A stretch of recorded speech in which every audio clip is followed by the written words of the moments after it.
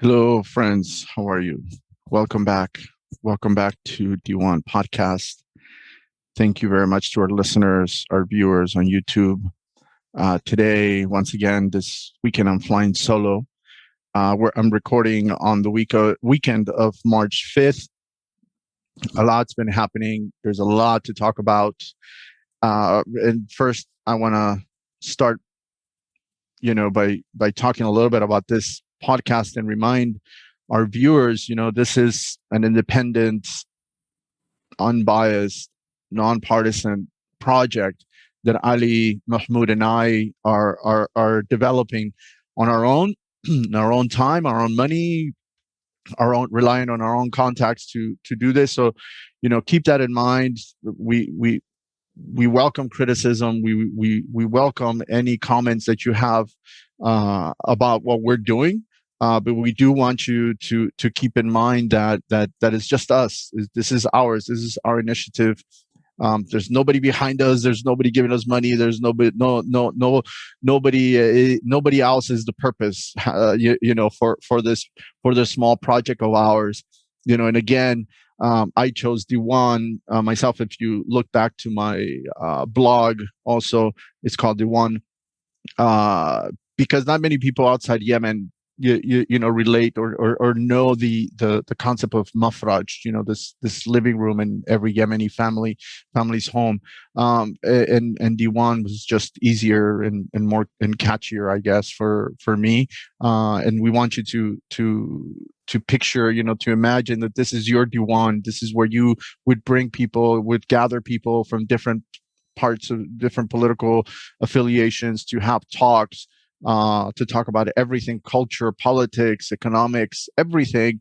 And our guests, the people we bring in to interview, they're sitting at the front of the mafraj. They're sitting in front of everyone, talking to all the guests, and waiting for their questions, waiting to interact.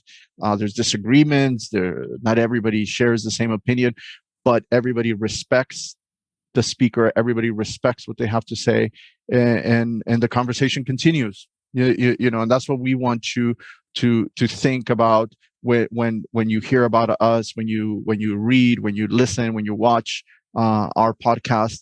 No, this is not any religious, can't have any links to religion or any Iranian concept, or nobody here ever claims to be Sheikh al-Islam, and overseeing the Diwan of clerics or anything like that. This is very, very different, so please keep that in mind.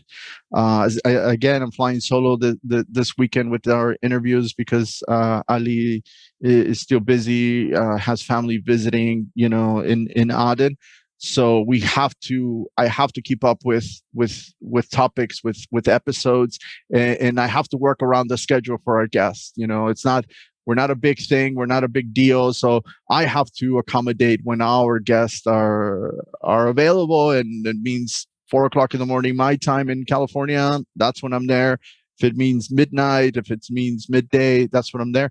And it is very difficult to keep up. So the internet in Aden is also a problem. But we'll deal with it, and we got plenty of more episodes to come. This is only our second month. We've only published 8 episodes plus the special live event that we co-hosted with that we arranged with Fair Observer on the 3rd of March.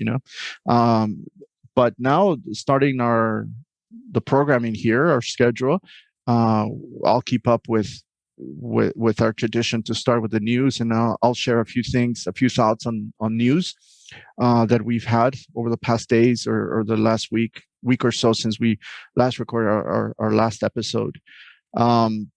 I want to bring up again, because it's come up in a number of conversations I've had this week, I want to bring up again the issue of Hal Said of HSA Group that was involving the UN panel report on Yemen that came out in January that we brought to you. And we've done 2 episodes on this topic, but this issue continues and the news continue to come out. And now, talking to my contacts, that they've told me that HSA has now submitted a lengthy, about 25-page letter to the Secretary General of the UN, to the UN Security Council, and to the UN panel of the experts. And this letter was apparently, reportedly, was written by HSA's lawyers, and it has a lot of stuff in it. But for what I get from my contacts, there are two things with this letter. One, HSA presents themselves as a victim of the panel. They start talking about how big they are, their history, how many people depend on HSA for imports and for business, et cetera. And they're making it about the company itself. And then second, according to my contact, the letter goes into defending the CBY. The Central Bank of Yemen is a totally different topic. It's a government entity, and the CBY submitted the documents that we see on the UN panel report. They were given by the CBY to the panel. The panel didn't get those through their contacts or anybody that's attacking the legitimate government. The own CBY officials gave those documents to the panel. The mistake might have been how the panel members interpreted that information, but that's a separate total issue. And this issue with HSA as a private entity, in my opinion, it was a mistake for them to mix a defense of their situation with the CBY. We also see two things. Other two things. One is HSA is claiming, according to my contacts, that the panel has promised to fix the problem. This is a very difficult issue. This panel's mandate ends at the end of this month, at the end of March. Whether these 5 current members are renewed in it for April's new mandate or not is one thing. Because the next panel, if it's not the same 5 people, the next 5, even though there's this institutional continuity, the panel is a panel, no matter who's there. But the next 5 members of the UN panel might reject any promises made by the 5 members from currently serving on the panel. So this is a problem for HSA. Who's going to serve in the panel at the end of April? That's a big question still. Our friend Khaled al-Yemeni still believes that the 5 current members will be renewed. We have to wait. There's a meeting on March 18th that will decide this. The names will be voted on. The UN Security Council Committee can veto some of the names, which then in itself is a problem. We know that there's internal politics within the committee and within the Security Council when it comes to Yemen, Russia, China, and the P3. So we have to wait to see how that plays out. Again, fixing a comma, a period, an article, a pronoun, anything on the panel. The panel report is final. It was accepted by the Security Council in January. It is a final report. They voted. They had a meeting in February. That is a final report. Now it has to be amended. And the process for amending goes from the panel members agreeing on the amendment to SCAD, the UN entity that oversees the panel, accepting this process, and then the committee, the 2140 committee, voting on this, whether they accept the amendments or reject the process for amending. That's where the politics play in. HSA might claim to be very close to the UK, but you have China, you have Russia, and you have the US. So just because one country supports your position doesn't mean that, even though it's the pen holder with the UK, that everybody else is going to agree. And again, the panel members are supposed to remain independent. They're not supposed to be influenced by anyone. Any of this right now, the optics are horrible right now when it comes to, the influence that HSA is exerting with the threats of suing the UN, suing the panel members, etc.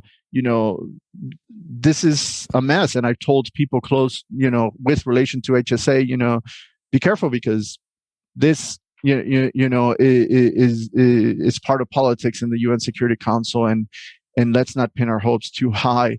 The HSA claimed that the panel has promised to publish a special report addressing the situation. Again, what are they going to address?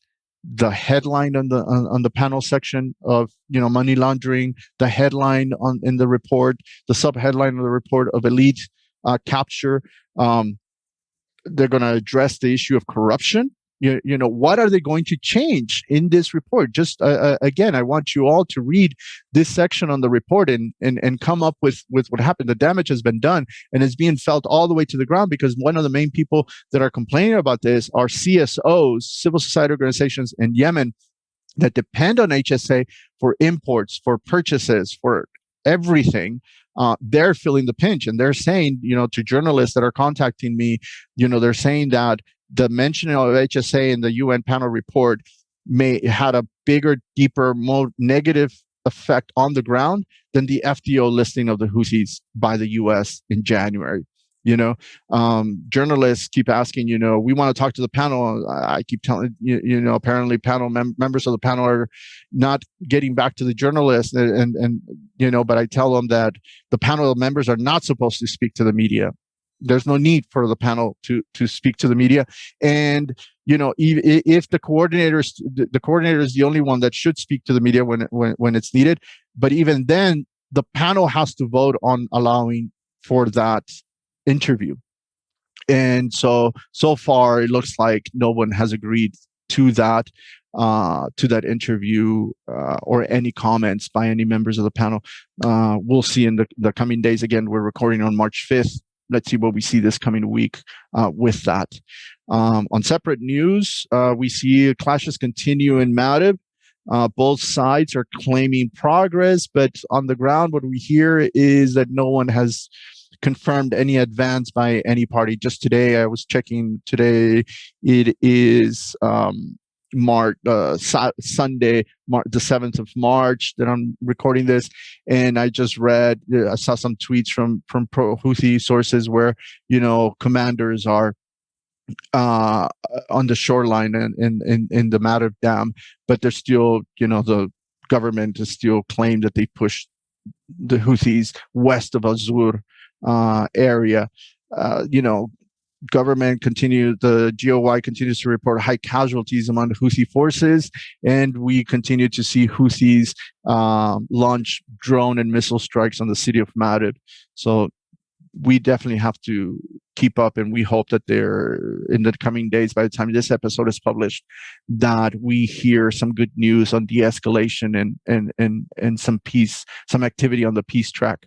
Furthermore, on the 5th of March, we started seeing for the last week that there's new clashes in Taiz. Houthis are mobilizing west, south, and east of the city of Taiz, trying to expand further south, further west, to control the mountains in the area. We do see some clashes a few kilometers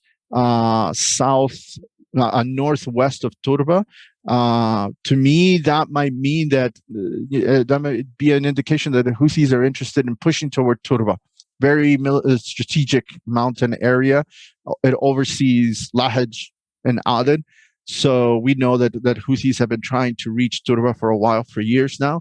So whether Houthis are doing this to distract from Marib, or are engaging in new tactics and trying to move closer to Turba, we have to wait and see and follow up. Also, let's bring out on March 2nd, the U.S. sanctioned two Houthi military officials, Mansour Asadi, the Houthi Naval Forces Chief of Staff, and Ahmed Ali Ahsan al-Hamsi, the commander of the Yemeni Armed Air Force and Defense Air Forces.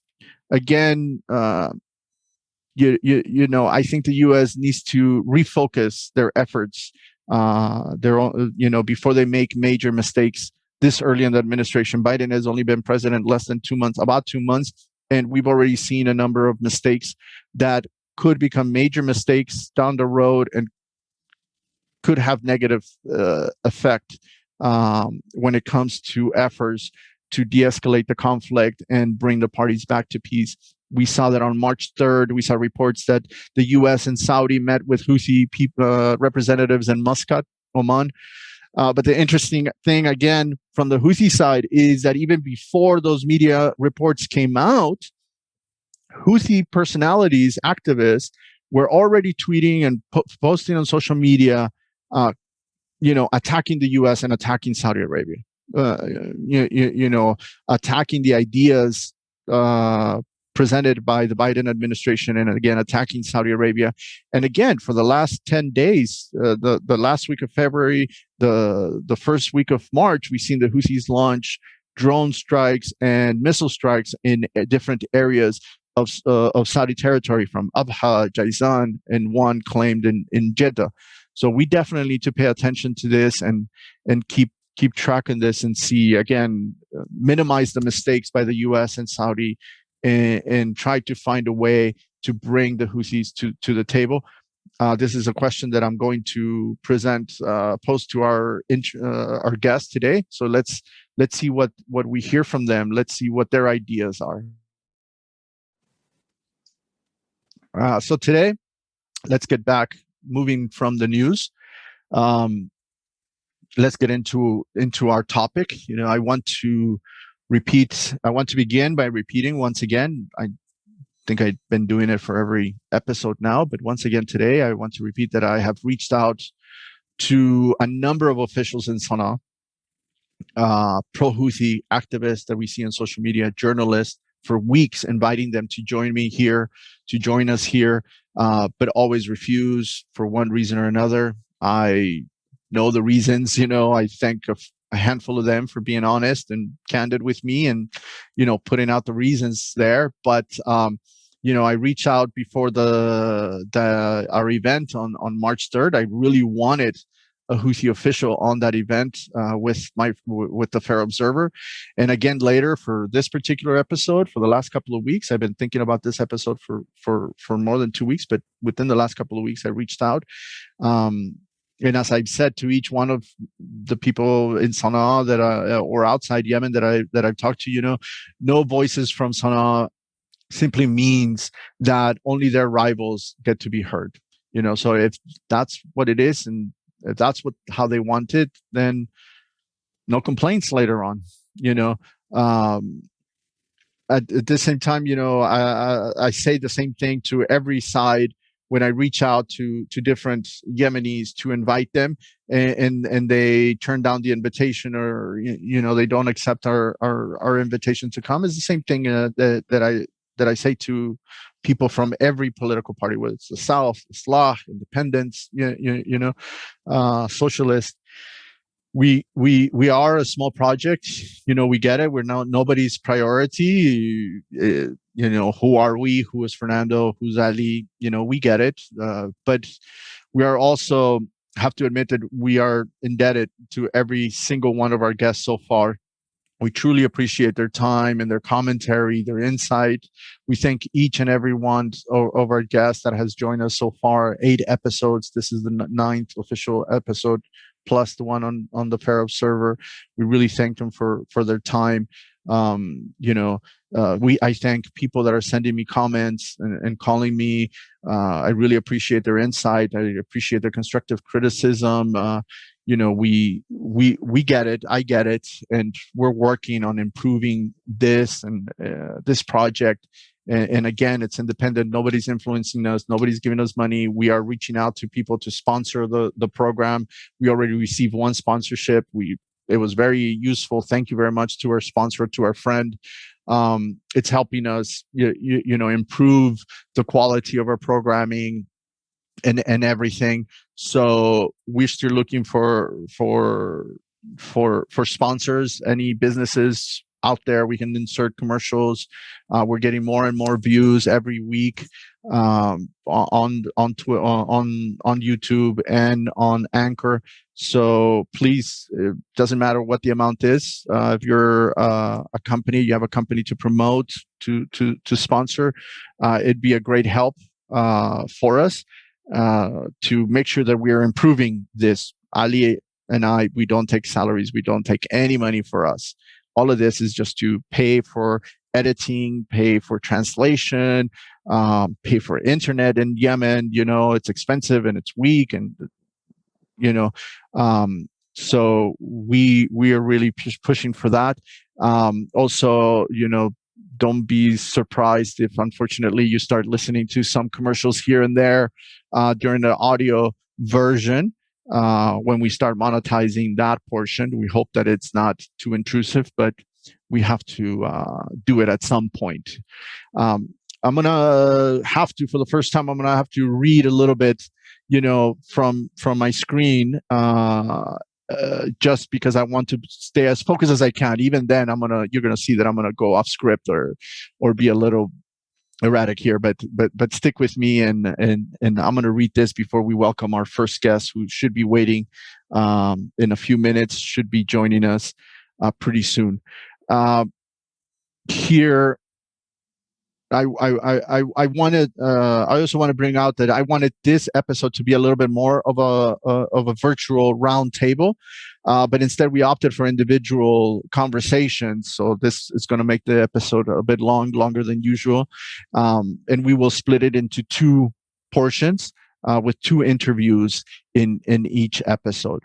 So as I mentioned earlier, our focus today are the Houthis, Ansar Allah, the authorities controlling, governing from Sana'a.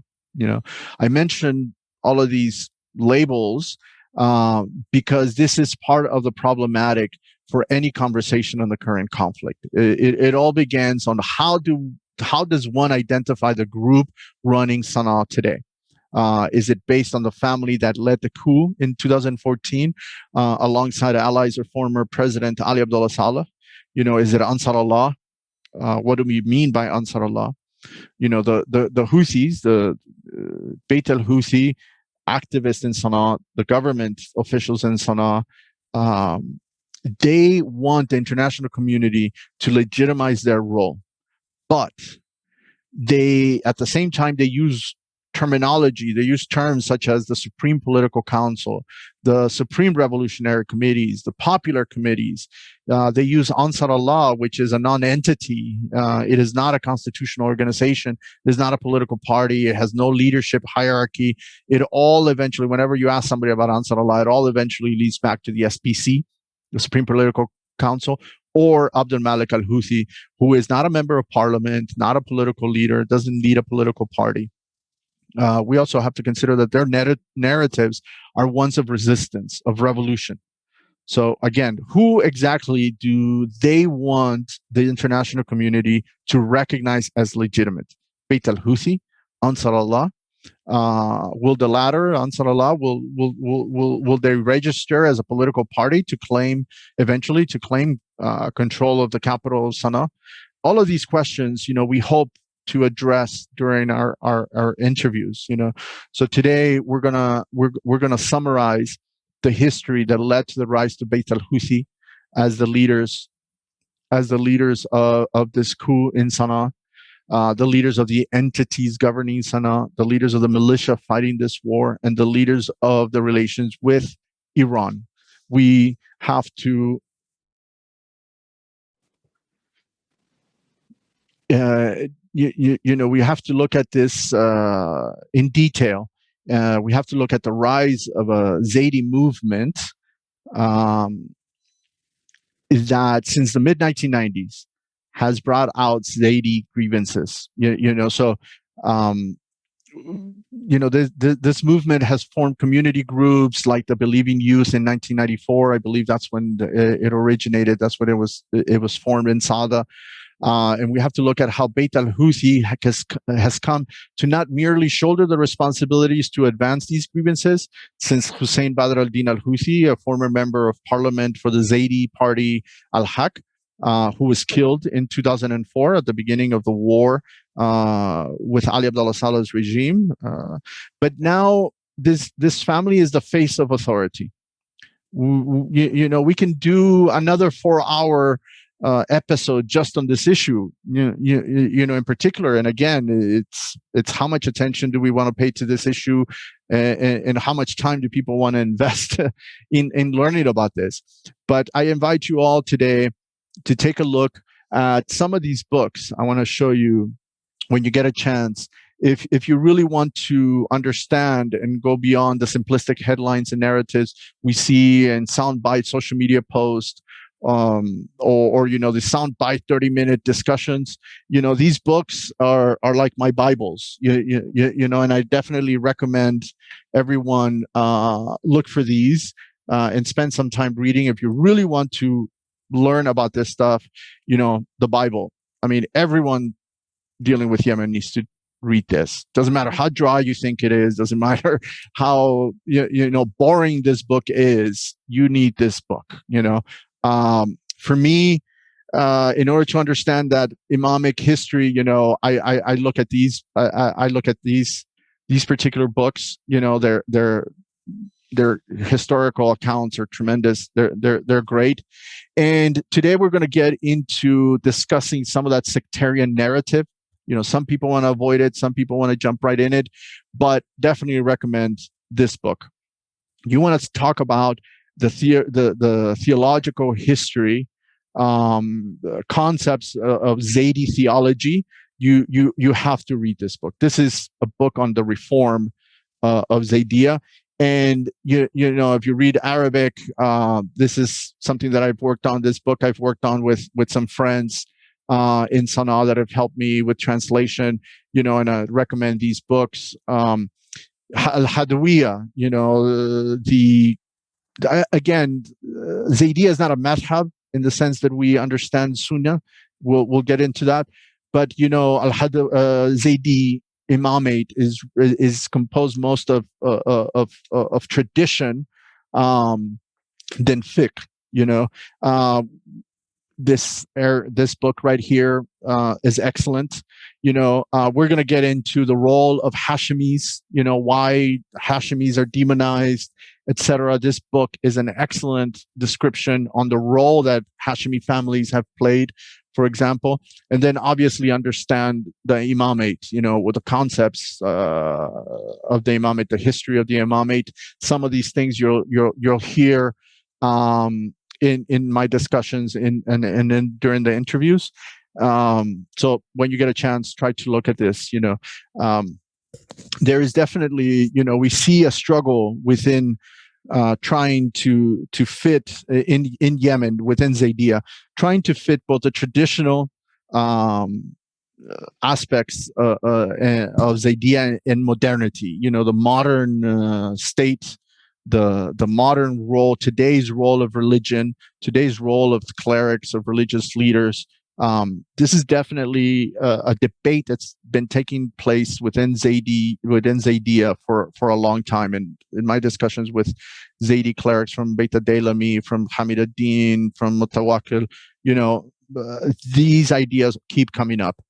So some some may dismiss all of this as too academic, and I get it. Some analysts, think this is going too native, that this is too much, but Zaydiyya itself, again, which is not a madhab, there is no fiqh, there is no written work such as we see in Sunni scholarship with Shafi, Maliki, Hanbali, Hanafi. If you read Heikel's book, the one on Shawkani, this one, book on Shawkani, you get a glimpse of this particular debate. Zaydiyya has existed since 1967 with no imam, so this in itself is an issue. The basic tenet of Zaydiyya is the imamate. So since 1967, since the royalists under Imam Muhammad Ahmed Hamid ad-Din were defeated, there is no imam. The Zaydi ulama, the clerics, have struggled with the issue for over 4 decades. And unlike in Iran, the 12er Shia, the absence of the imam has not yet created a system like wilayat al-faqih, the rule by clerics. Even under Bayt al-Houthi, who have not declared imam, who had not declared an imam, an imamate, but still claiming leadership of the revolution has been sufficient for them. They've not taken that extra step. Clerics have not played a major role. I place this reality in the fact that the two wings of Bayt al-Houthi, Badr al-Din and the Amir al-Din sides, have maintained a low intensity conflict within the family over the issues of leadership.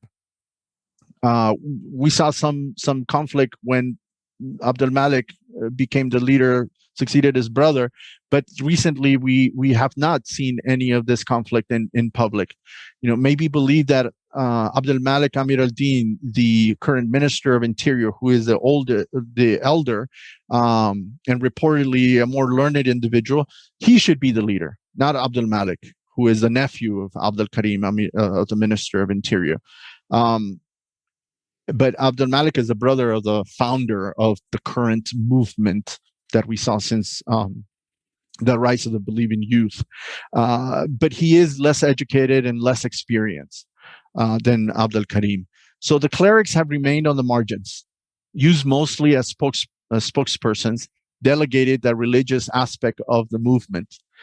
This particular reality prevents a public dispute over Abdul Malik and Abdul Karim, since the public would not be able to judge either individual based on their religious leadership. This is not a fight over religious leadership. In traditional language, we have to understand that this particular rebellion claimed by the Bayt al-Houthi, by the Houthis, this uprising, this revolution, has always been framed within the context of khuruj, a Zaydi obligation to rise against the tyrannical ruler, whether he is Hashemi Sayyid, whether he's a Hashemi Sayyid Imam or a secular leader like Ali Abdullah Saleh or President Hadi. This was the language used in 2004 when the 6-year war with Sana'a began. This language explained why Houthis and their Zaydi followers joined the protest in 2011 against Ali Abdullah Saleh during the Arab Spring, during the uprising.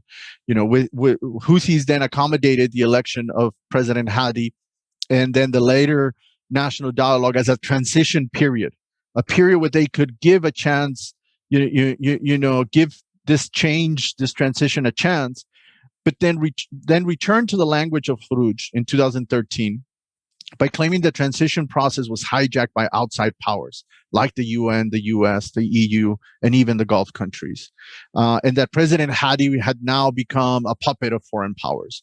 So there was now an obligation to come out against corruption, against tyranny. All of this was used between August 2013 and September 2014 to justify their mobilization, to justify the war against the Salafis in Damaj in 2013, the move into Amran in 2014, the protest against lifting the fuel subsidies in August 2014 and the government of Prime Minister Basundwa, and eventually the march into Sana'a in September 2014, directly targeting the leadership of al-Islah and then President Hadi and the cabinet. Houthis use, also, we have to keep in mind that Houthis used the Peace and National Partnership Agreement signed in late September 2014 to legitimize their role from that point forward.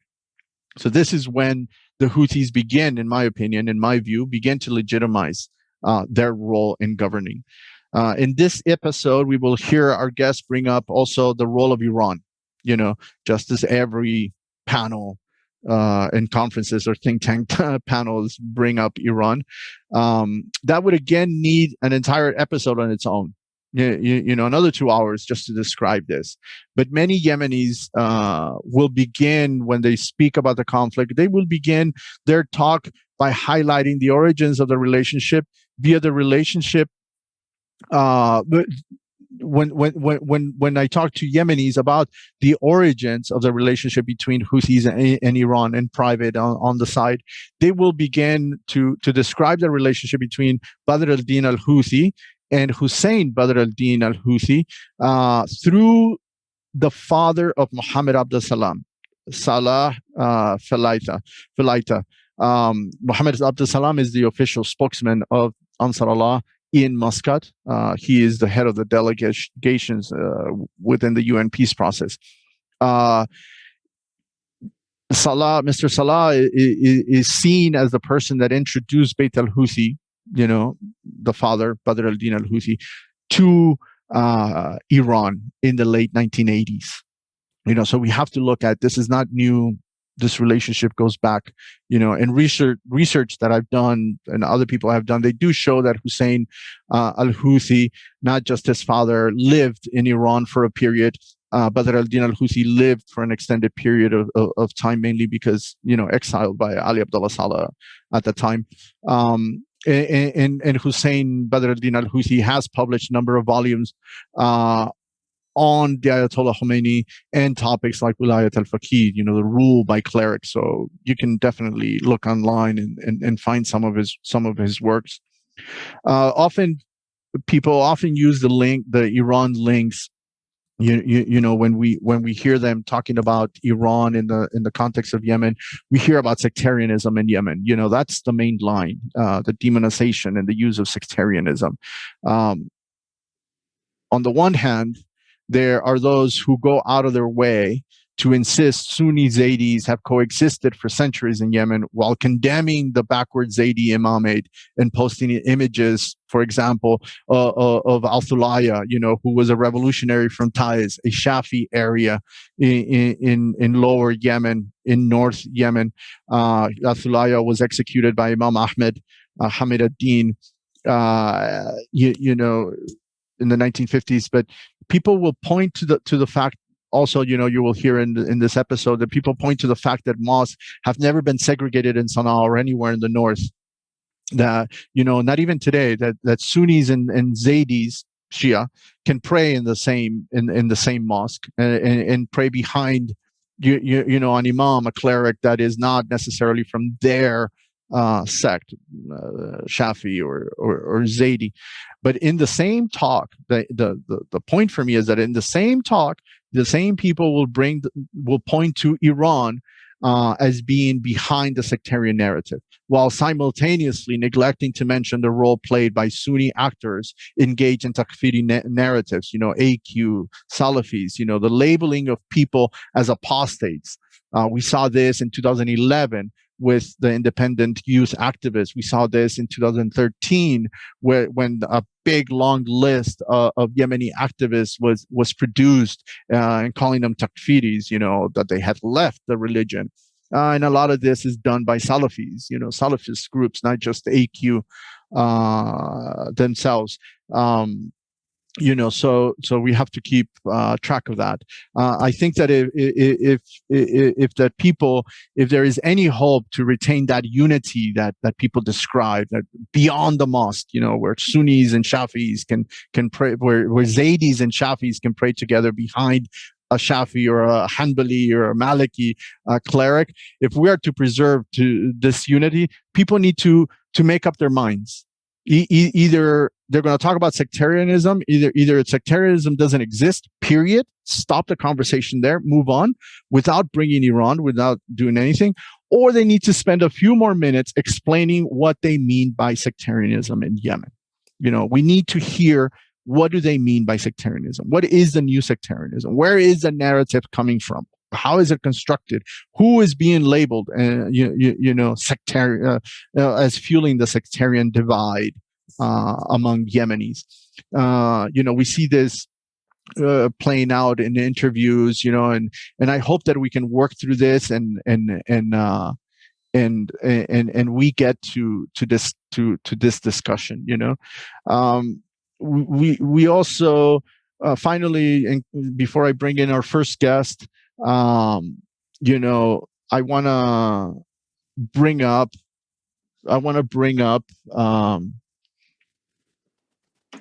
we want to bring up this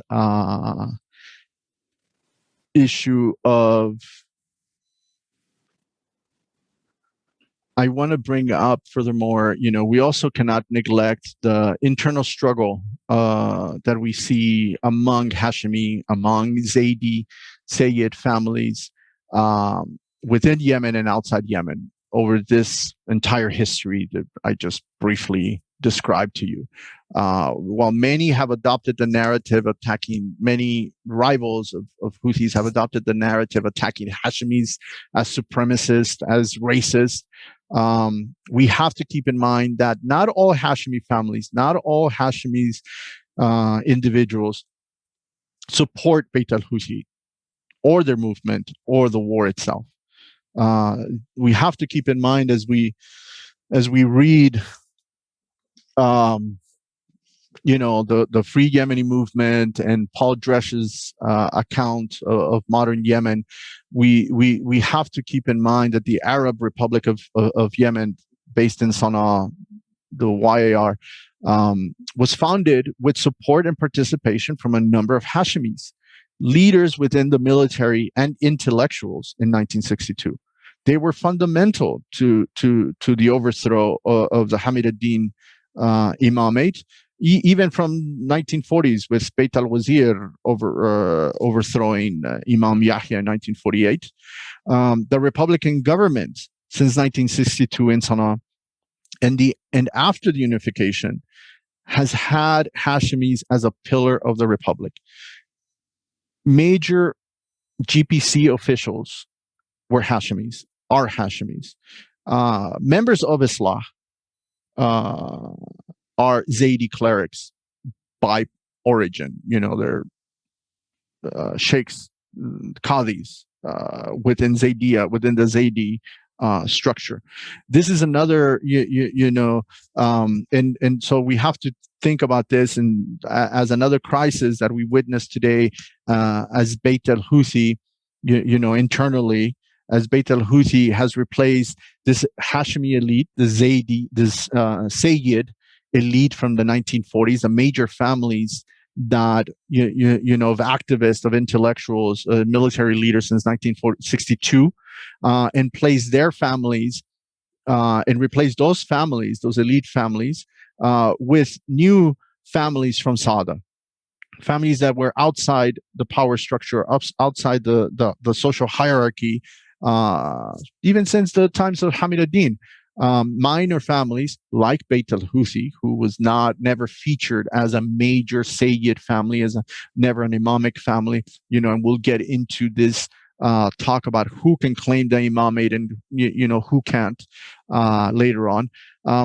But this since 2016, we've seen a lot of new names being brought from families in Sada and being placed as supervisors, or being placed as ministers, being placed as officials in Sana'a and throughout the territory that the institutions in the territory they control. We see this, and we see the elite families being marginalized, being pushed out. So again, there's a lot to talk. There's a lot to talk about, and right now we're waiting for our first guest to join me here on Zoom. And today, we have 4 excellent guests. I'll introduce them by name right now so you can keep track and choose who you want to listen to. But I hope you get to listen to everyone. First off, we're going to have Dr. Omar Mujalli, who is the former director of health in Sada, in the city of Sada. He's a former deputy minister of health under President Hadi. But most important, his family is the Sheikhli family of Damaj, just outside the city of Sada. In this area, this village, Damaj, is the village that hosted Dar al-Hadith of Sheikh Muqbil al-Wadi, the first major Salafi institute established in Yemen in the late 1960s, early 1970s. We also have Dr. Ali Ahmed al-Dailami, a good friend, former head of the Diplomatic Institute at the Ministry of Foreign Affairs in Sana'a before President Hadi took office, and he's a former ambassador to Lebanon appointed by President Hadi. He's no longer the ambassador in Lebanon. Then we have Mr. Najib Ghanem, former Minister of Health, and he is a current member of Parliament for the Islah Party for Sana'a, for the district of Sana'a. And last but not least, a very good friend whom I've learned a lot from, Nazeeh, al-Emad. He is a legal advisor for the GPC, and he's a prominent political commentator that we've seen on various platforms and different, media outlets themselves. Hello, Doctor. You're welcome. Welcome, Fernando. Good How evening. Are you, sir? Good morning. Maybe. Good evening to you. Good evening to you. Our first guest, ladies and gentlemen, listeners, viewers, our first guest, as I mentioned, Dr. Omar Mujalli from Sada. As I mentioned, his family, the Sheikh family from Damaj, which we'll be talking about in depth in a little bit. But how are you, Doctor? Thank you very much for joining me today. Thank you very much, my good friend Fernando. Actually, I'd like to correct something. We are not the Sheikh of Dammaj. We are the Sheikh of al-Abadeen and Furad. We are neighboring to Dammaj. We are neighbor to Dammaj. Our areas between Sada city and Dammaj. Yes. I'll show this in the map in a little bit, and I apologize for generalizing in the area, but I have all of this pointed out in the map that I will share in a little bit to you. But the reason, I want to talk a little bit about how we met, because we've met 20 years ago, almost 21 years ago. We met in the Ramadan 2000 when I was, excuse me, when I was doing some research, doing some interviews with a very good friend of mine, a journalist from the Yemen Times, and my excellent friend from Taiz that was translating for me at the time. 2000 was the first time I went to Yemen to start studying Arabic. And in December 2000, during Ramadan, my friend, the journalist, took me to Sada because I was scheduled to meet with Sheikh Muqbil al-Wadi to do an interview with him. And people that know about Sheikh Muqbil, is the founder, is credited as the founder of Salafiyya in Yemen in the late 60s, person who brought this school of Islamic learning to Yemen, and in particular he chose Dammaj as his base for his institute's Dar al-Hadith.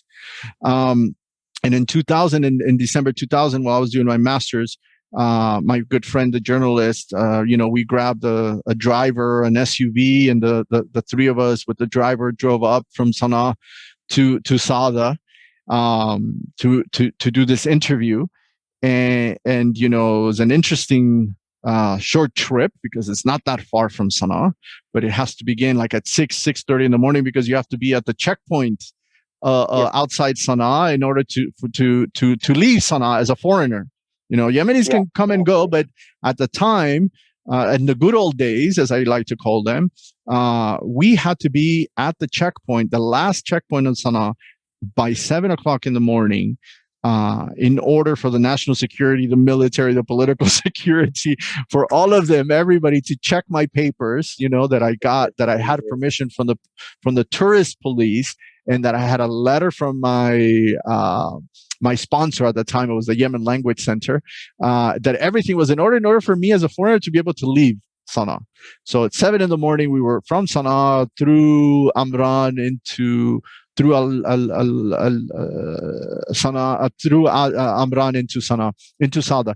And so we went straight to the hotel, and that evening, the same evening that we arrived after Maghrib, after Iftar, we hurried up and we left the hotel to go to Dar al-Hadith, so it was just sunset, and we're rushing to Dar al-Hadith. We arrive at Dar al-Hadith just as the sermon is about to finish, so my friend, the journalist, my translator, and myself, we walk up the little stairs into the mosque where all the students are there listening. Just, think of this very small mosque in the compound. And at the time, as soon as we enter the mosque, my friend, the journalist, tells me that's Sheikh Yahya al-Hajuri, the current leader of Dar al-Hadith. That's him giving the speech, the sermon. Yeah. And so, we waited standing in the back, obviously not being a Muslim myself, I'm welcome, but I stayed in the back with my friends and everything. The whole sermon finished, the prayer time finished. And then Sheikh Yahya moves from the front of the mosque toward the door in the back with his people, and everybody's trying to rush to say hi to him. And my friend cuts in and tells Sheikh Yahya, this is the foreigner, this is the American that I told you about that wants to interview you. And Sheikh Yahya looks at me, extends his hand, we shake hands. I said, hello, And he grabs me, and we walk out the door, down the stairs, and the crowd following us. But eventually, the three of us and Sheikh Yahya, along with a couple of his students, walk into his office across, the mosque. And Sheikh Yahya, welcomes us. We sit down in his office. Everything, we're talking. He introduces us to some students, some foreign students that were there at the time. And after a few minutes, the phone rings, and somebody answers. One of the students answers the phone, and then tells Sheikh Yahya is the Sheikh, And my friend, the translator, is like, that's Sheikh Muqbil al-Wadi on the phone. And I'm like, oh, on the phone? That means we're not going to get to interview him. He's not in Sada. I was already complaining. I was already upset. We came all the way up here. He's not here. And sure enough, he was sick. He was in Jeddah at the time. He was calling from Jeddah because he was at the hospital. He was sick at the time. Eventually, unfortunately, within a couple of years, he passed away. But Sheikh Yahya apologizes, no, you were here to see Sheikh Muqbil, apologize, but I'm here, very hospitable, introduces to some students. We had already had, obviously we'd already had iftar dinner, so we just moved into business. And I was there for a couple of hours. I wasn't there for too long with Sheikh Yahya. We had other things, but he left us there to interview a bunch of students. It was great learning from them. It was an awesome opportunity. Before we left, we were allowed into the library, which was awesome because and that's the only picture I have of me being in Dar al-Hadith. I was not allowed to take pictures outside. Nowhere in the compound I was allowed to take pictures. I don't have a picture with Sheikh Yahya, nothing. On top of the whole Salafi doctrine, it was the whole thing, why does an American want to take pictures? They didn't know me. I was a Muslim, all of this. But when I did go into the mosque, the student that was accompanying us said it was okay for me to take a picture. So I have one picture of me in Dar al-Hadith. And then the issues began, right? Because then the four of us, we leave Dar al-Hadith back to our hotel, a hotel that happens to be owned by your family, and I did not know that. Now it doesn't exist, unfortunately. The Houthis bombed it. But we go back to the hotel. And when we go back to the hotel, we go get the key, and all of a sudden, my friend from the Yemen Times says, Fernando, I'll be right back. And he runs, he disappears. I don't want to mention his name. I love the guy, but he disappears. And so it's just the translator, the driver, and myself. We grab the key, and right when we were at the footsteps of the stairs, the first stairs, my friend, the translator, says, Fernando, take the keys, go up to the room, lock the door, don't open the door to anyone. And I'm like, where are you going? What's going on? And he's like, don't worry, we'll be right back.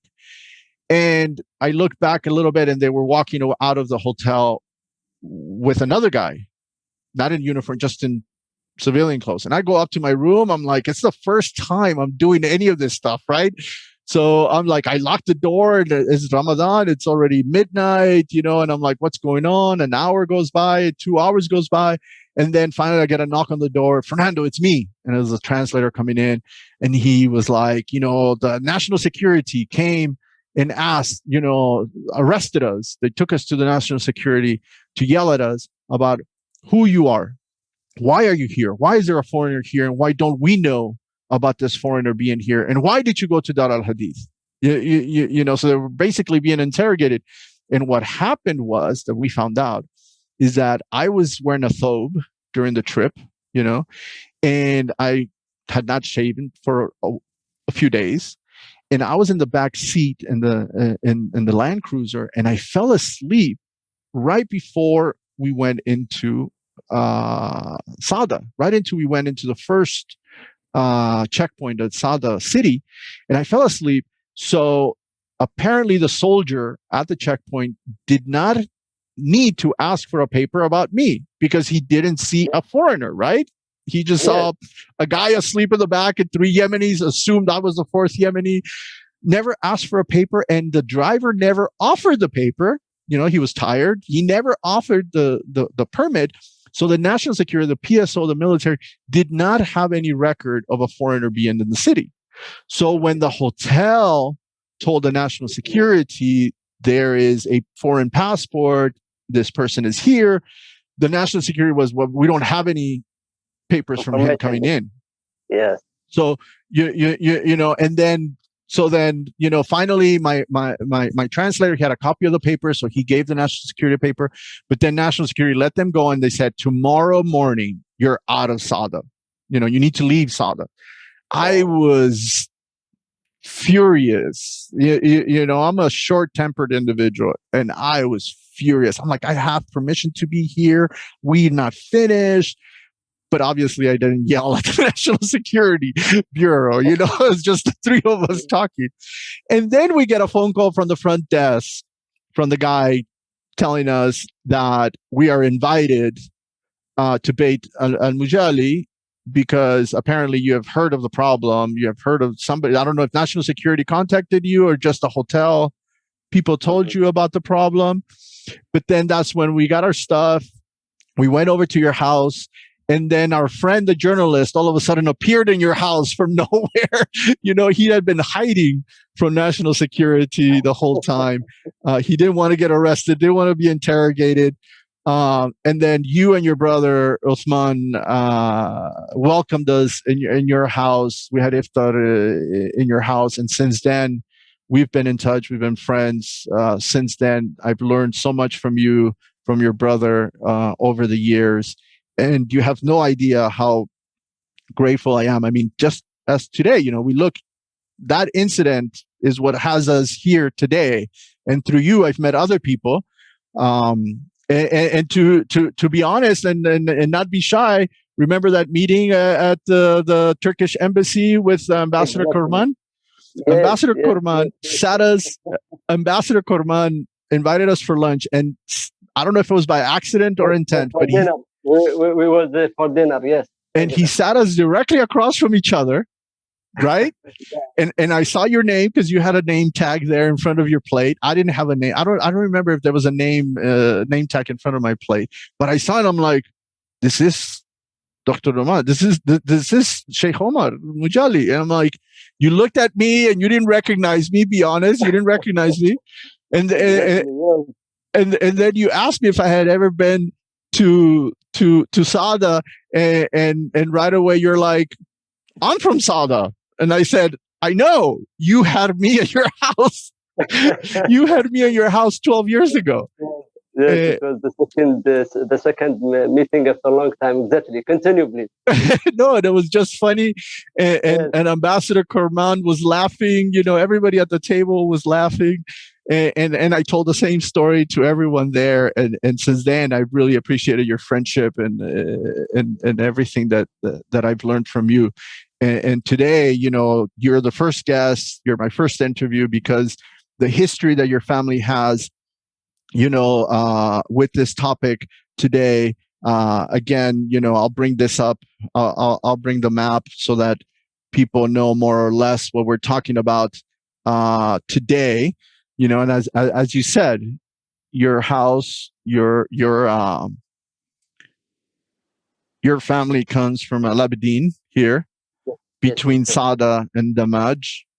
Yeah, this is Damaj Valley. Yeah, this is where Dar al-Hadith is. Yes. And this is we drove past your house to Dar al-Hadith that evening, but obviously it was after sunset, after Maghrib, so we didn't see your house right away. But this is the city of Sada. You know, this is the entrance. I believe this is the road entrance to Sada. Yes. So more or less, my problems that year started around here because that's where the checkpoint should be. But now, you know, now that we're showing our viewers on YouTube the map so they can see the geography here, and our listeners later on, you know, we're showing a map. I'm showing a map of Sada province and showing where where Dr. Mujalli's family comes from and the connection between his family and Dar al-Hadith, the Salafis in Dar al-Hadith, Sheikh Muqbil al-Wadi, and the Houthis, who first, eventually controlled Saada. So, Doctor, without further ado, I like to ask you if you can summarize for us, from your perspective, the short history of the rise of Bayt al-Houthi, and the Houthi movement that we see controlling the capital Sana'a today. How can you summarize that for us? Thank you, my good old friend Fernando. As you said, we have a very long relationship, and we got beautiful chances to meet during this long time, 20 years ago, relationship. Actually, if we talk about the Houthi movement, how it started and the time it started until now, it's very, very long story. But many people know about it. But I'll give you a summary, according to my experience, that Houthi's name, belong to Houth. This Houth, it is a big, village, or you can say a city, or the second big city in Amran, Governorate. It's called Houth. And this Houthi family, they shifted to Saada and they stayed in Haidan district. It's a countryside where the education is very weak, and government, the development of education and health still weak in that area. Houthi started there, and he started to make a small school and encouraging people with the aggressive and sectarian mobilization training. They started in the beginning of 90s. The Houthi in the beginning of 90s as a small group trying to make a small, what I can say, training, summer training center in the school during summer. But they started as what I can say, as a small group, and benefited from the environment of democracy in the beginning of 90s.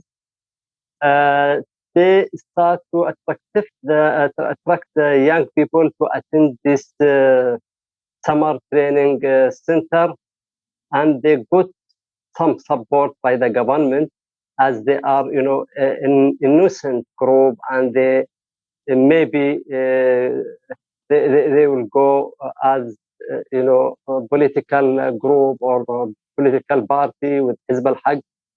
But nobody knows that time that they are going to be changed as a military armed group practicing terror and violence later on.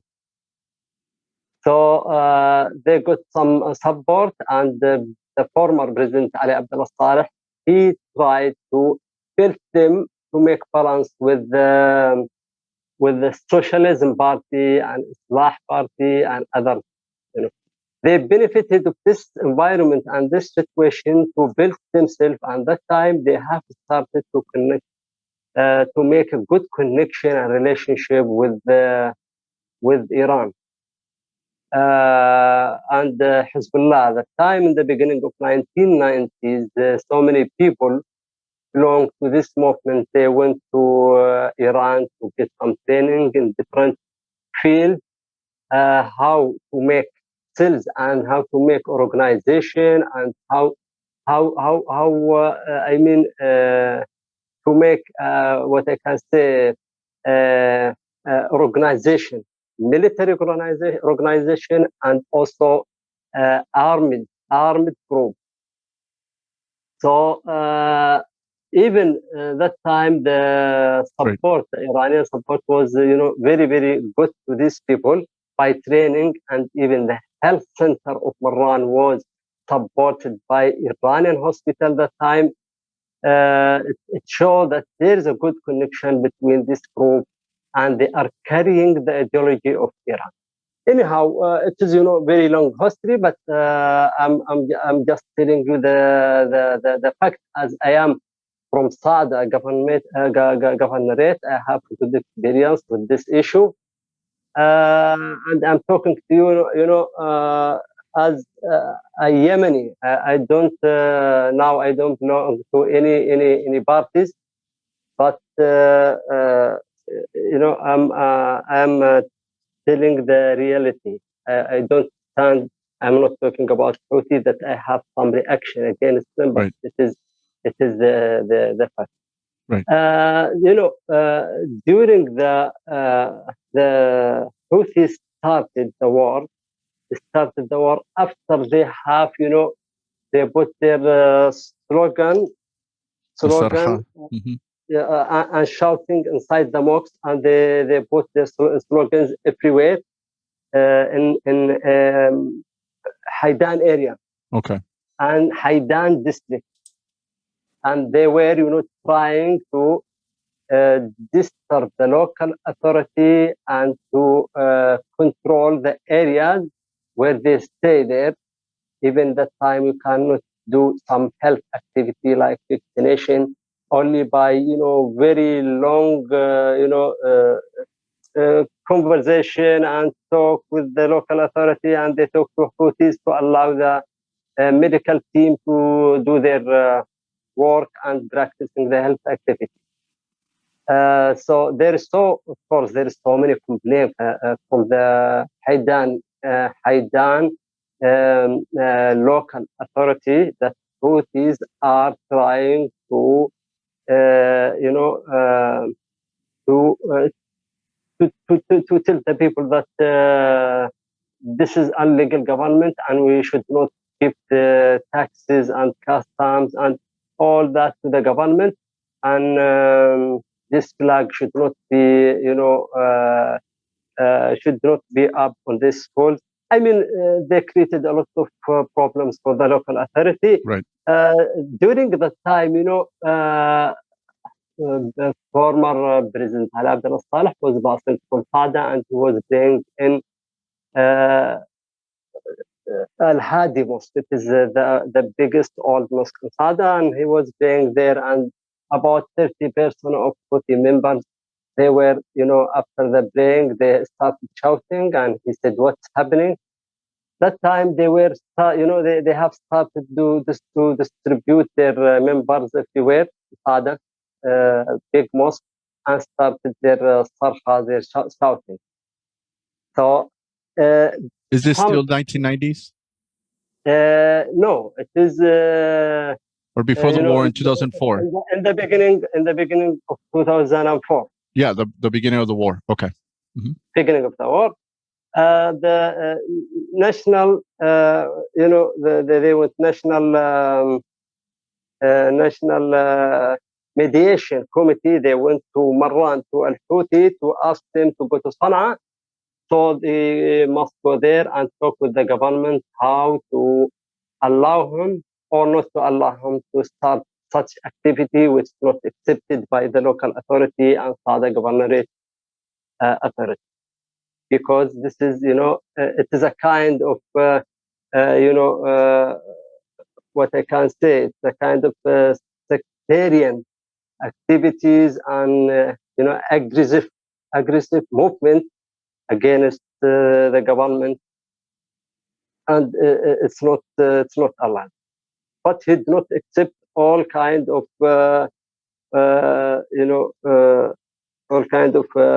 mediation committees. It was from Sada, it was from Sana'a. So many people went to Marwan area to ask them to go to Sana'a, but it's not accepted.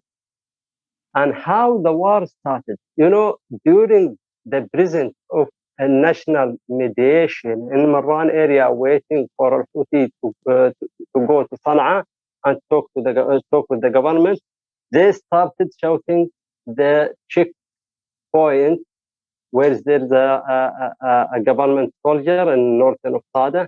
It's called Nasrin. They shot about 2 or 3 soldiers about around 11:30 in the morning, and they killed these 2 or 3 soldiers. At the same day, in al-Sayfi, which is near Dahyan, they shot 2 government army soldiers in the checkpoint. So the bloody bullet, it was started by Houthis. This is the fact, and nobody can ignore that. Because of this action by Houthis, the government started to call more army around Marran, because the Houthis started to shout, and the Houthi was saying that anybody is going to any soldier or government soldier is our enemy anyway. And he was encouraging his followers to fight or this was Hussein. Yes. At the time, this was Hussein al-Houthi. To let them stop the war and to be a political party or whatever. We remember that in, I believe it was 2009, when the Qataris intervened and offered to mediate, right? It was 2009 when Qatar was also trying to mediate an end to the war. Exactly. It is, very long story. No mediation, succeeds with Houthis, whether it is national mediation or regional mediation, also international community. They failed. If you remember, the conference of Kuwait 1, conference of Kuwait 2, the Stockholm 1, Stockholm 2, Geneva 1, Geneva 2. Actually, Houthi, they have a plan, they have a program. Sometimes it is not their own policy. It is, they are under the desire and the order of foreign government. They are forced to do such activity, and they are controlled by other hand. This is the fact. Otherwise, the one who loved this country, I think he will never go for continue war and continue, absorb wars against the people, against the country, and they withdraw by force the children from school and let them to go to the battle, and fighting after fighting, since last 17 years. Right. If we do look at this as a continuous war, as you say, from 2004 until now, this is the longest war in Yemen, right? I mean, even 1962 ended in 1967. The Revolutionary War in the north was a 5-year war. If we look at the revolution for independence, the fight for independence in the south, it was not longer than a couple of years either. As soon as the British agreed to leave, the war in Aden between one side and another of the Socialist Party lasted a couple of weeks. The Civil War of 1994 didn't last longer than a month either. But this would be, the 6-year war was already the longest war in Yemen, and now if we put this from 2004 until now, it is the longest war in Yemen, right? You are right. The environment, the political environment in Yemen give a good benefit for Houthis to expand from Sa'da to Amran, then to reach to Sana'a and to other places. Unfortunately, we had a very irresponsible parties conflict, especially in the Arab Spring Revolution, which is badly used by these parties, because they take a revenge from the against the regime, and they started also to shake hands with Houthis as they are together against the regime. Right. And the regime after that, changed to the same method, and he joined Houthis also against this Houthis. Right. A responsible game in Yemen by unfortunately by the parties, the Yemeni parties, they were responsible with the situation of Yemen by creating good environment by their conflict to the Houthis to come slowly to and easy to Sana'a. Right. And till February 2011, Houthi was outside of Sada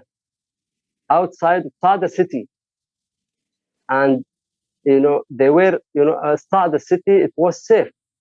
But by this conflict, due to this crisis, or what they call it, youth revolution, which I told you it was badly used by some party, unfortunately, which is which is destroyed the state entirely, and Yemen became divided, and lots of crisis, a lot of what I can say, conflict, political conflict. Right. No, what we see. But I'd like to add something. Before that, in the Fifth War, unfortunately, the National Mediation Committee, which is made by 5 members whom belong in good relation, whom having good relation with Houthis, like Mr. Dpty and Sofi Al-Sayfi and Faris Manna and 2 others, member of this mediation committee. They play very bad role during about 6 months of their active committee mediation. They withdraw the army and security from their side in all districts, and they replaced, as they said, they led the government to accept their dirty game. They withdraw the army and the security of the army from the mountain and from their normal site, and they replaced them by the local people from the district. So, but fortunately, in fact, they were Houthis members whom replaced by instead of government. So, by this mediation committee, the government became very small, or just inside Sada city, from the Fifth War till the Houthis, take off the governorate. Right. Without any fighting, they just withdraw this army from the mountain. Right. And today, a lot of people. I mean, I focus on social media highlighting how the Houthis have used mountainous areas in order to advance, whether it was Sada, Western Al-Jawf, or now in Madib.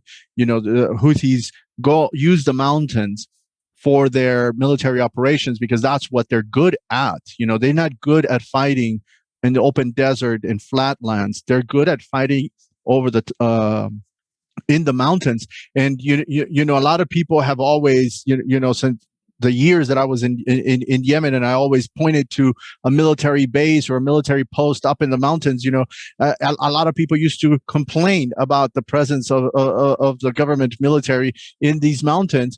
But as you just described, the minute that the minute that the national military withdrew from the mountains, the Houthis move into the mountains, and from there they started control larger and larger areas of territory. And obviously, the national military lost the advantage. In military tactics, lost the advantage to the Houthis slowly in Sada. But to remind our listeners and our viewers a little bit on this timeline. Let's remember that the war started in 2004, as you mentioned, Doctor. And then in 2006, we had the presidential elections that were also presidential governor elections and local authority elections.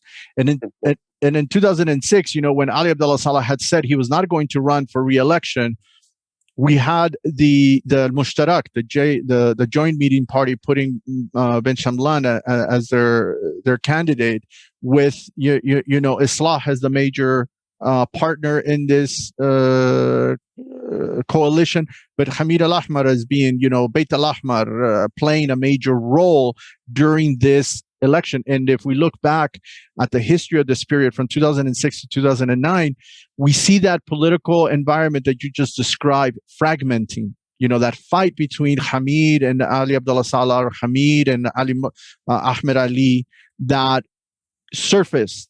They came to the surface. That Hamid was doing interviews at the time, attacking Ali Abdullah Saleh personally, attacking Ahmed Ali, and this tension started brewing between Bayt al-Ahmar and Ali Abdullah Saleh, but between the Mu'tamar and Islah, right?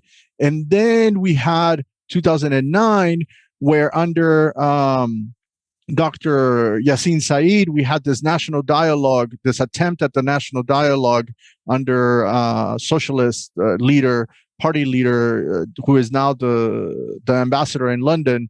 And from 2009 to 2010, this whole dialogue tried to bring the Houthis and reconcile all factions, including Iraq, which Iraq started their protest. I mean, not started, but began to escalate protests around 2007 after the elections, and mainly because Southerners were excluded from the military jobs and things like this.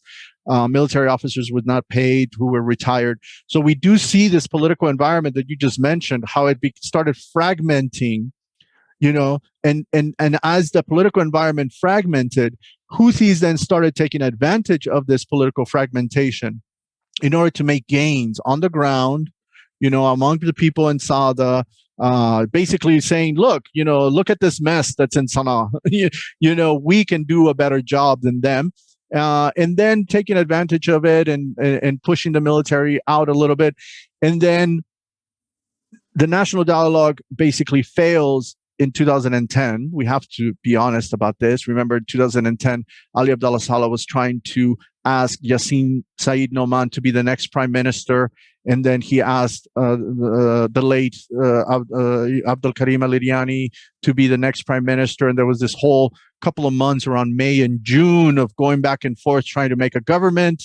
Then we have the December 2010 issue in the parliament trying to change the laws and reform the electoral body that was taken advantage by Ahmed Saif Hashid and Tawakkul Karman as beginning. This is even before Benghazi, even before we heard about Benghazi in Libya.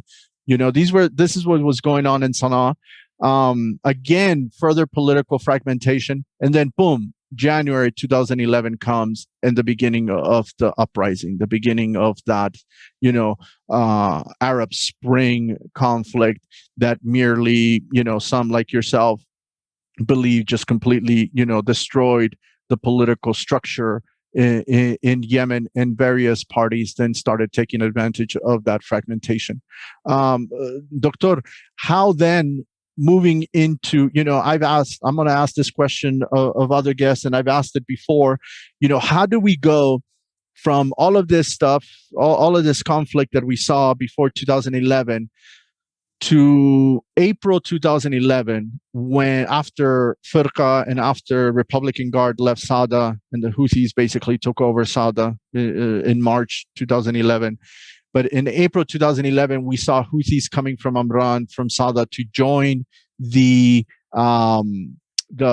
Change Square, to join the protest at Change Square. And I, as I've mentioned before, I used to live down the street, and I would always go every day, and I would see Houthis, I would see Islahis, I would see socialists, I would see independents. I would even see, the former Mu'tamar, the GPC defectors, quote unquote, being there and interacting.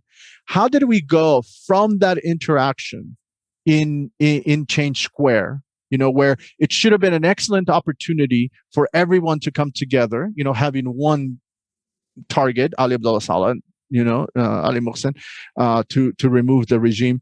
How do we go from that potential unity, to complete collapse of the transition and the current war that we see? That unity from Change Square didn't necessarily transfer to the national dialogue and then broke down in 2014. But why? Why that opportunity wasted? Yes, very hard conflict in Yemen between the regime, leader, Ali Abdullah Saleh and Ali Muhsin. This is this group with this party, and this is this group parties. They were not in well relationship. It showed us very clearly in 2011. This is, this is damaged and inside the government and the system, the regime. So everybody was against each other. The parties against each other. Everybody is, making allied with others, against the other. So Ali Abdullah Saleh, unfortunately, with Ali Muhsin, did not, deal with the Saada issue well. Maybe there was a competition and there was no a clear war to eradicate the war and Houthis movement to let them stop, or every time there is stop the war and again start the war. So this is created unconfidence with the people toward the government that they are not serious for Yemen problem, whether Houthis or economic or political situation. So the problem in Sana'a gives a chance to Houthis to move easily from Sada to Amman to Sana'a, and they get easy access, and so many support was given to them by this by the regime. Then the national dialogue, we thought that the national dialogue will solve the problem of Yemen, but I think the national dialogue created more problems because it was not running well. It gave a chances, to Houthi, while Houthi at that time was creating war in Amran and close to Sana'a. And also they make a big war crimes against Dammaj area, Amran, and during the national dialogue itself, and there was no serious action against them to stop them, whether to come to dialogue or to come to a negotiation table or national dialogue, or to stop war. So they were fighting and they were in national dialogue at the same time. So so this is I think cannot explain well what's the real situation. It is the weakness of the regime and the conflict and the crisis in Sana'a which lead us to this situation and allowed Houthi to come to Sana'a and play their dirty game with some parts, and now they control it, and then they have given to them everything, the armies and all government facilities, and this give them a big encourage. And the international community, unfortunately, they were ignoring, and there was no they were ignoring the Houthis' crime when it started from Sada till they reached to Sana'a. There was no clear action and statement from the international community against Houthi. I don't know. They would like Houthi to grow up more and more, or what? Even till now, what's happening in Marib. Complete maybe failure. there is. I think what's happening also now in Marib. Maybe there's, in my opinion, there is a green light. Houthi cannot challenge the international community and UN and United Nations and the Security Council. They are in need of international support. But I think there is a green light to continue their game. I don't know. I As a think part of, I don't Right. know. I think I think it's a little bit too much credit being given to the international actors when it comes to this stuff. I don't think that the U.S. I don't think the U.S. the Security Council or anyone is good enough at this to be able to organize what we're seeing today from the Houthis. A little bit of background for our viewers, for our listeners. In August 2013. Just when the national dialogue was about to end, when all the reports were being finalized in all the committees, this is when we saw the sparking of the war in Damaj between the Houthis and Dar al-Hadith. This was the first time that they engaged in the war directly, and we saw play it out on social media. We saw a lot of students in Damaj, foreigners and Yemenis, posting that they were taking arms and they were defending Damaj area because they didn't want the Houthis to take over Damaj, and they did not want to make any final agreement with the Houthis themselves to protect, which is something that later on we saw different in Damar with Mohammed.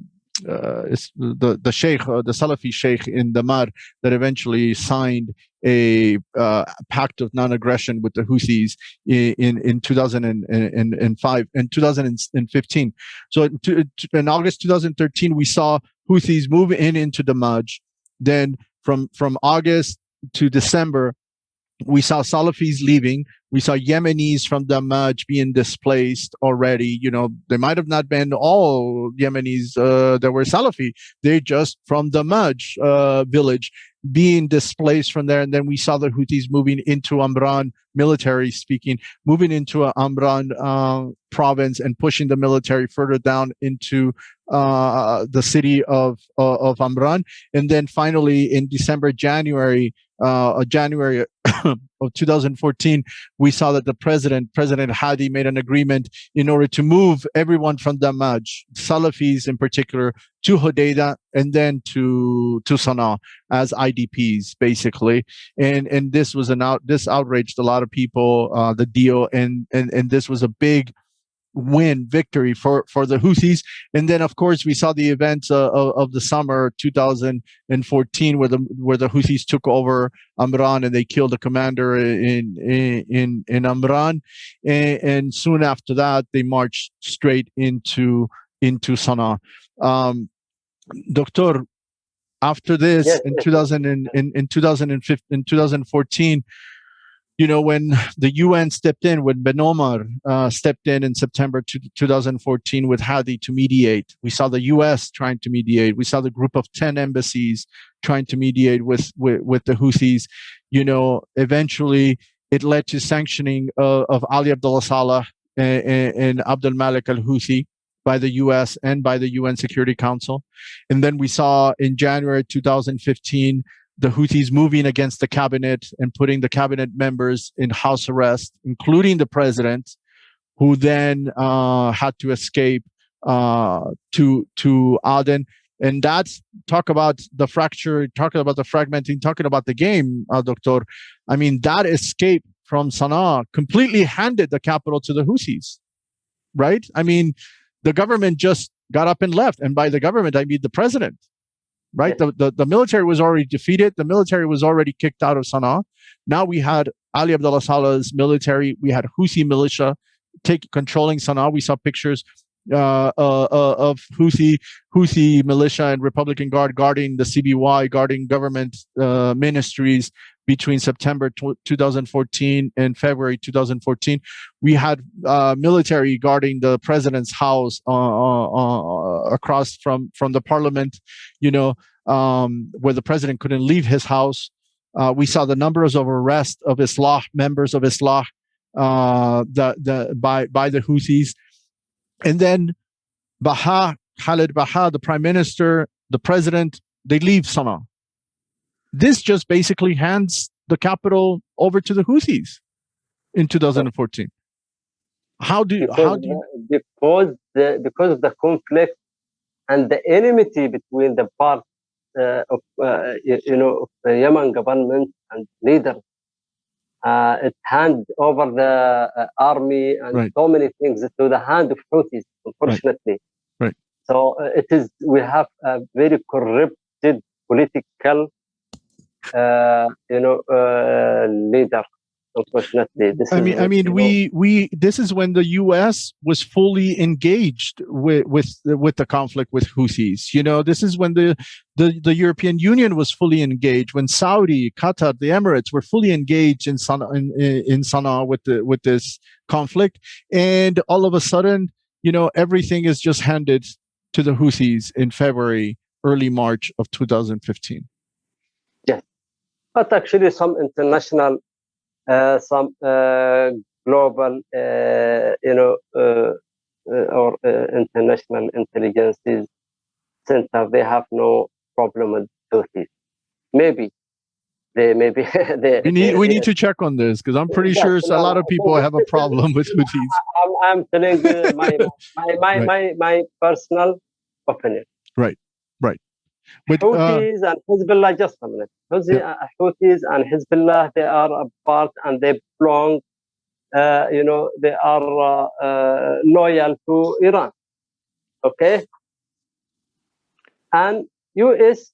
hand over Iraq government to the loyal to a party which is belong and loyal to Iran government. Would deliver Iraq to these people who are ruling Iraq now. And, it is a kind of mobilization of supporting the crisis and problems and directly to this region. I don't know. Maybe you don't, you are not with me with this opinion, but this is my opinion, because till now, till this very, very long,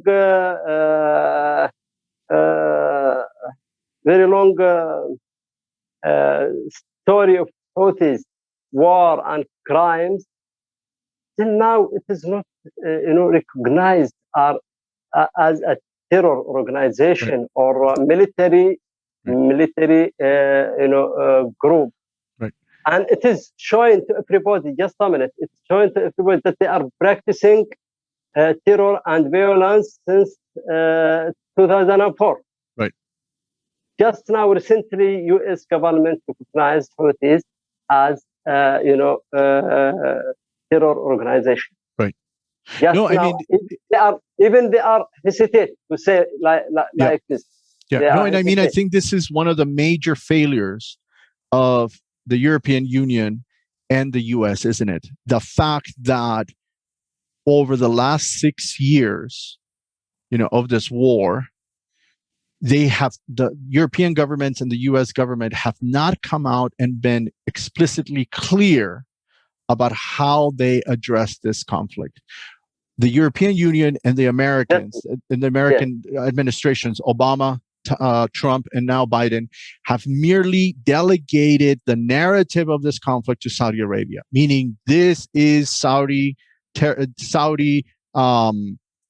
sphere of influence. This conflict has more to do with Saudi than with us, the Europeans, and with us, the Americans. But as you say, the Americans and Europeans complain about Bab al-Mandab, complain about mines on the Red Sea, complain about smuggling in the Arabian Sea into the Horn of Africa.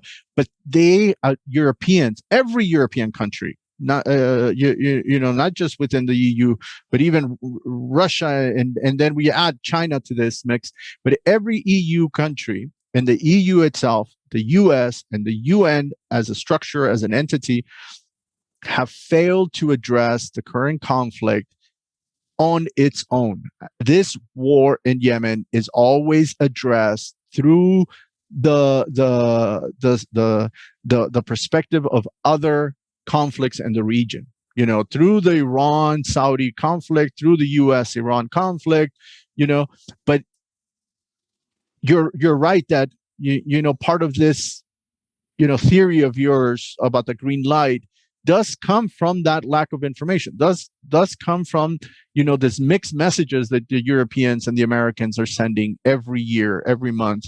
And now from this current administration, I just said in the intro that the Biden administration risks making huge mistakes that are going to have even a bigger impact down the line this year in the war, if the U.S. does not correct their direction and correct their approach to the conflict.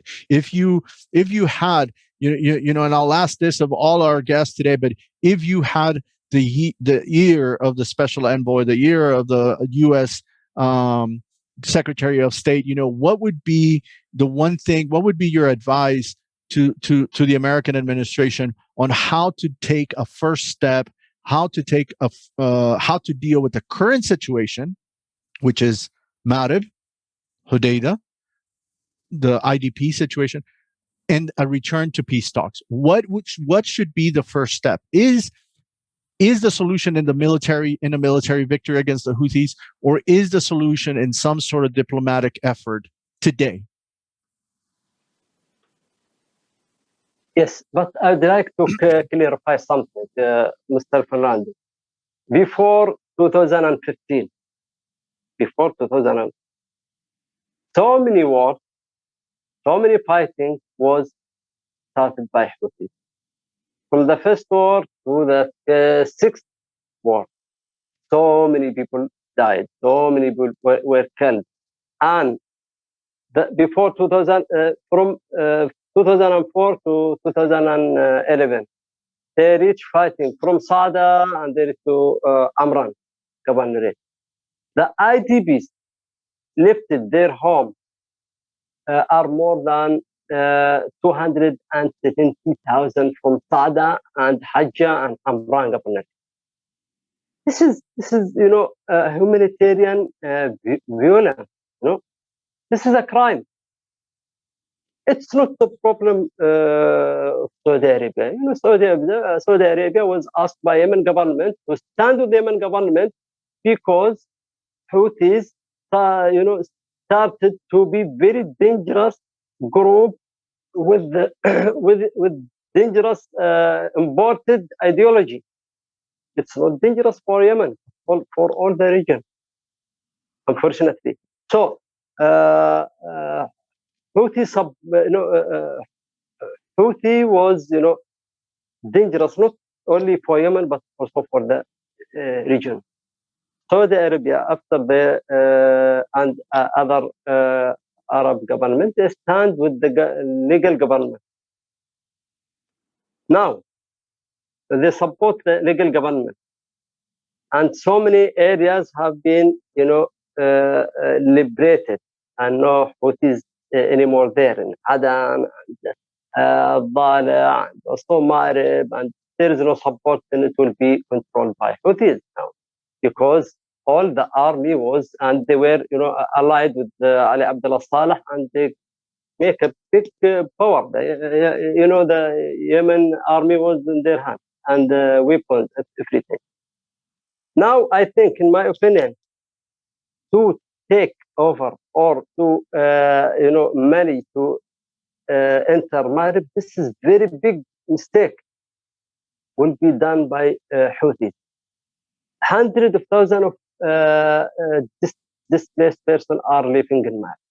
Most of these people, they left their own villages, they left their own cities to find safe place to live, while their homes are still occupied by Houthis.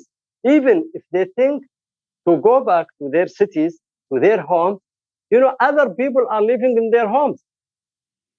This is, the behavior of Houthis, militia, nobody can trust them, even if they manage to get married, right, and to go inside. They will do a lot of crime, and they will do a lot of revenge against the people of Marib and IDPs camp there. These hundreds of thousands of people, where they will go. Right.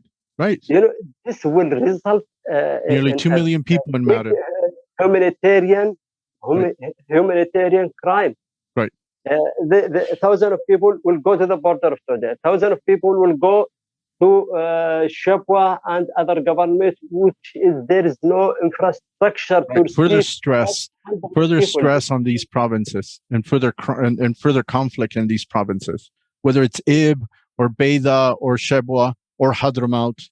The stress that's going to be created by redisplacement of nearly 1 million IDPs in Marib and 1 million residents of Marib. It is going to be the catastrophe for 2021, isn't it? If the fighting escalates and continues this way, But again, I on social media I've been beating this drum for last month. When the media and activists started saying, the Houthis have escalated the fighting in Marib. The Houthis have been fighting to reach the city of Marib for 1 year. They started when they took Kitaf in January of 2020. They started when they took Al-Hassam, the capital of Al-Jawf, in April of 2020. They started when they moved from Naham into Marib by the summer of 2020.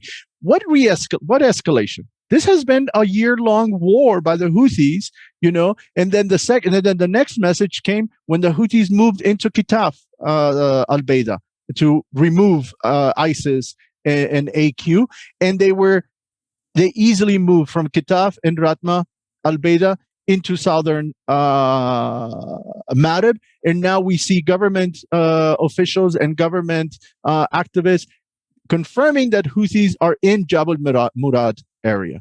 I mean, in 13 months, almost 12, 13 months, the Houthis have been escalated. The Houthis have marched to within 20 kilometers of the city of Marib.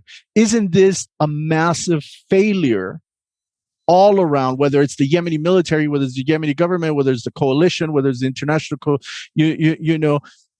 these entities need to shoulder the burden and publicly admit that they failed to deal with the Houthi advance for the last 13 months. Sorry, Doctor, but just 2 weeks ago, we saw a campaign on Twitter where the government of Yemen was putting all the responsibility on UN agencies and NGOs for their failure, quote unquote, to deal with the IDP crisis and the Houthis. But the NGOs are not fighting the Houthis anywhere. The NGOs, the UN doesn't have airplanes. The UN doesn't have soldiers, or NGOs don't have soldiers. The ones that have been losing to the Houthis have been the national army and the coalition. So, I mean, I don't understand how anyone tries to change the narrative and put the burden on the UN or NGOs on the ground during war. I mean, this is, for me, I don't understand how there's an emergency today. There's urgency to stop the Houthis today, but there was no urgency to stop the Houthis January 2020. There was no urgency to stop the Houthis in the summer of 2020. There was no urgency to stop the Houthis in December 2020. Who shoulders this burden, this responsibility? In fact, the Yemen government is maybe asking for political support, political pressure to Houthis, because no serious announcement from the international community or the UN agencies against Houthis, and what the Houthis are doing, till now only, it's a diplomatic statement and talk with Houthis. But the only other option is for some European power to enter the war and start flying fighter jets on behalf of the government.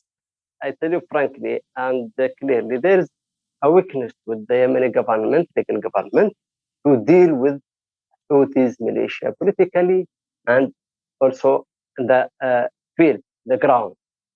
But the the Marib tribes are fighting with braveness against Houthi, struggle. Without salaries. You know why? Why the Marib people are fighting? Because they know what Houthi will do in Marib. He will expel the people from their home, from their archer.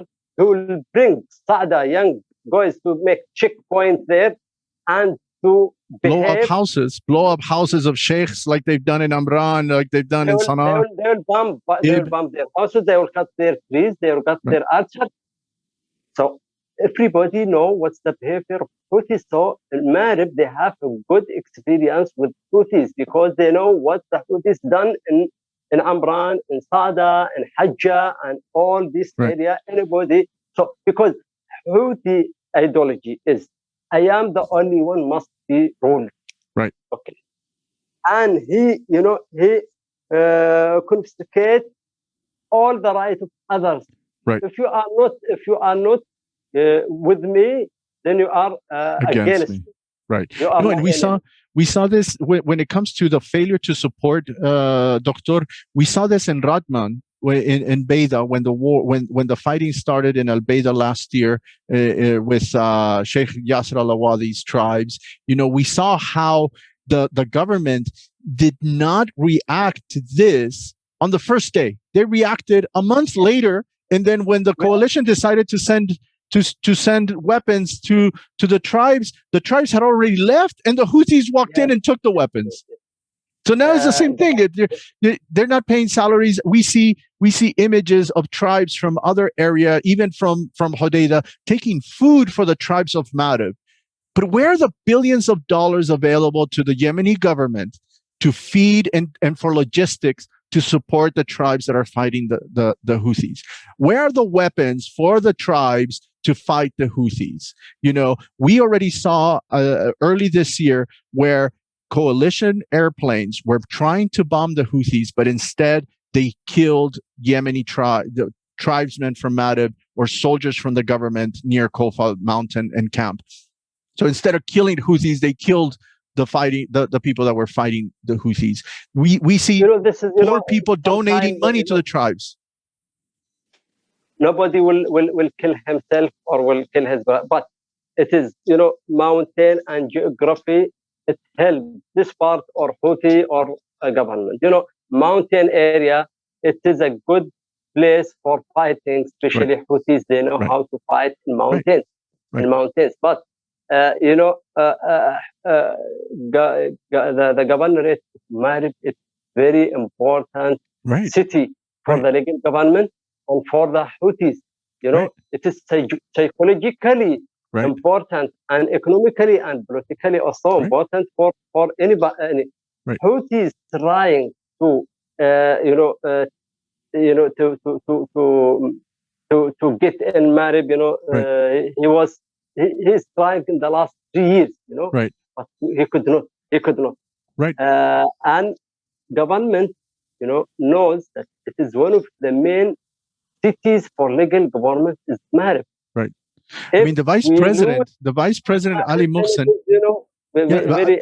The vice president Ali Muhsin basically lived in Marib for the last 3 or 4 years. Since he was appointed vice president, he lived in that was his base.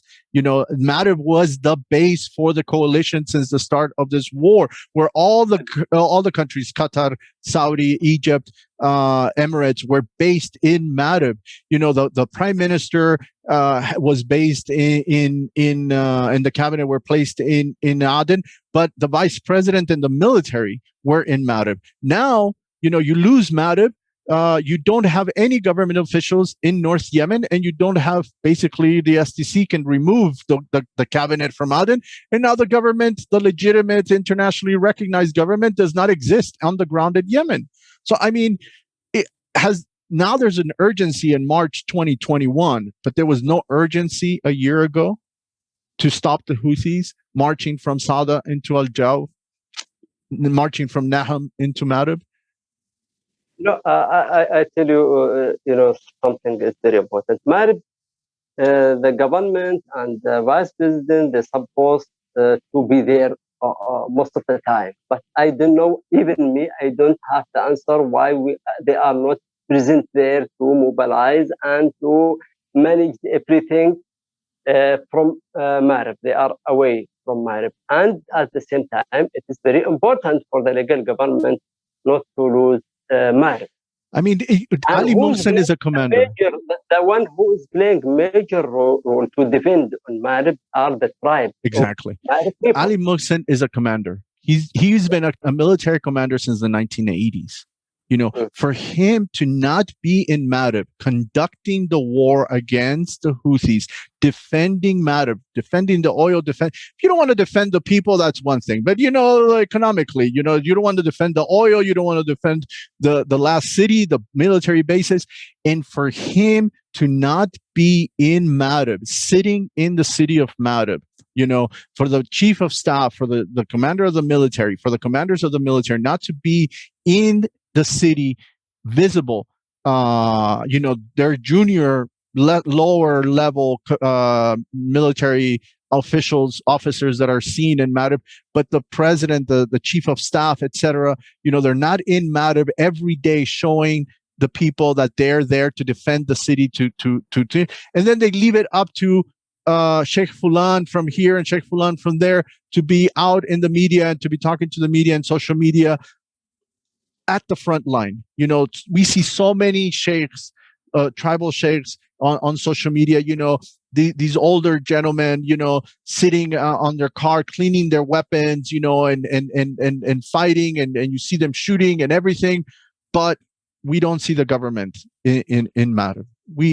Nobody sees the government in Marib. And basically this, in optics wise, this basically says the government gave up on Marib. The government expects to lose Marib this month because the government is not there.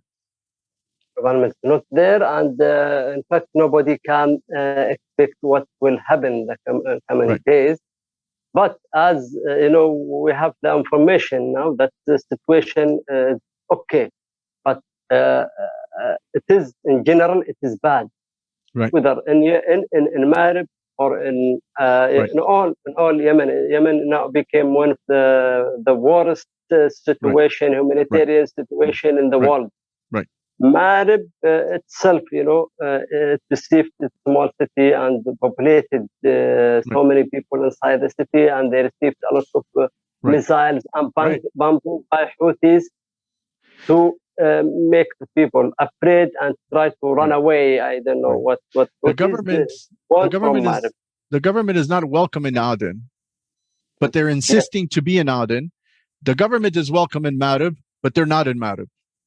I mean, I don't understand. I don't understand this. You are where you don't want to be, where you're not wanted, and where you are wanted, you're not there.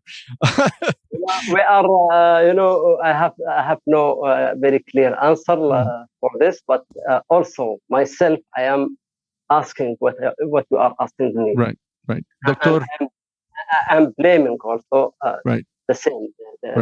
We should the chief leaders on this should be in Marib always present. And still the government, as you said, in Aden, they are not there is no good or solution for what we have. They have agreed with this one, the Intigali. The STC. Doctor, I've taken way too much of your time. I really appreciate this conversation that we've had. Do you have any closing comments, any closing ideas? Feel free. Thank you very much for this, interview. The subject is big, and if we talk about it, it takes a long time. We try to summarize as we can, but also there is lack of information because it needs long time and more preparation. Absolutely. But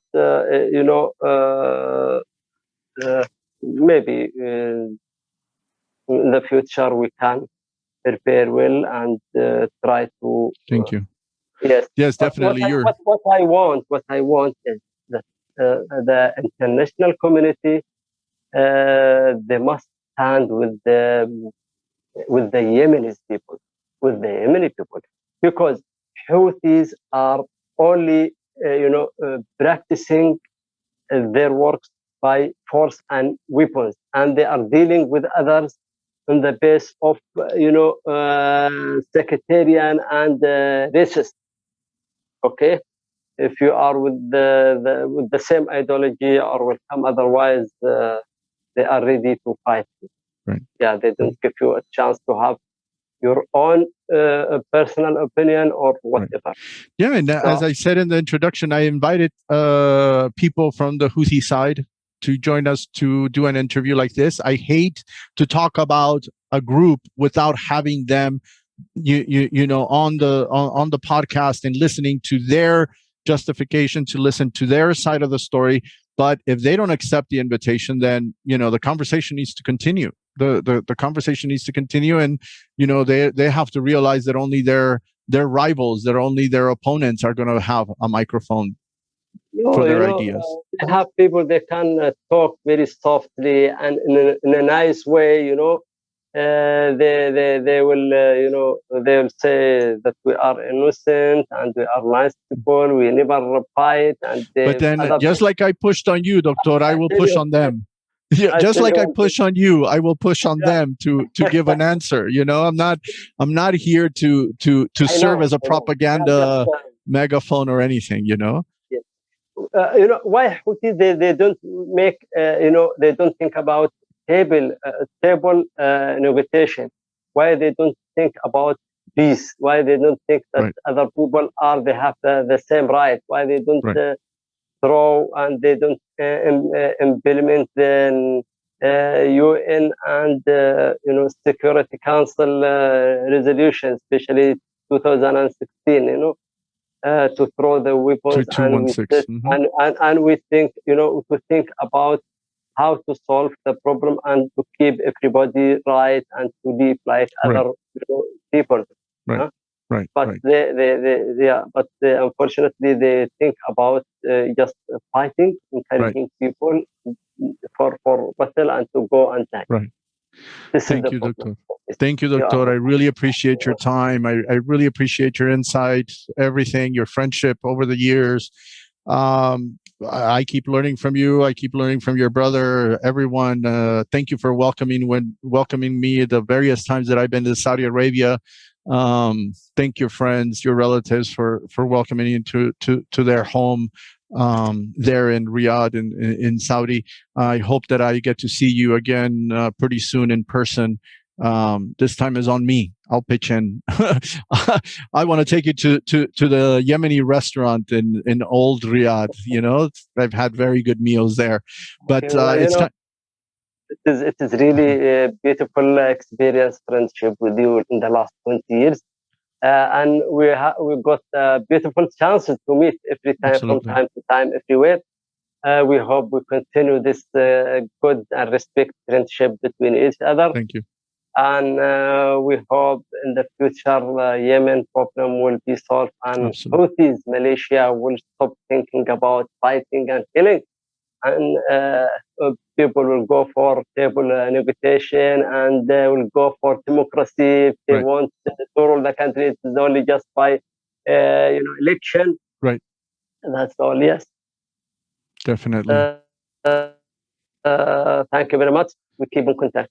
Thank you, Doctor. Thank you very much. We're going to welcome Dr. Ali al-Dailami, who is our next guest in our next conversation. And we're waiting for him to join us here on Zoom pretty soon. I will let him in so that we can start chatting with him. Thanks to Dr. Mujalli for joining us. Now I want to welcome my good friend, Dr. Ali Ahmed al-Dailami, former head of the Diplomatic Institute at the Ministry of Foreign Affairs in Sana'a, former ambassador to Beirut under President Hadi. Doctor, thank you very much for joining us. How are you? Thank you very much. And having me, and it's nice to talk about Yemen region. Thank you, Doctor. I really appreciate your time. I know you are traveling around, and we finally catch up. It's been a while since I last saw you, since we last met.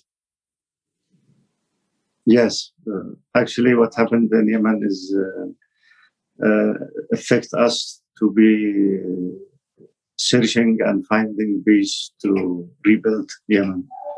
Absolutely.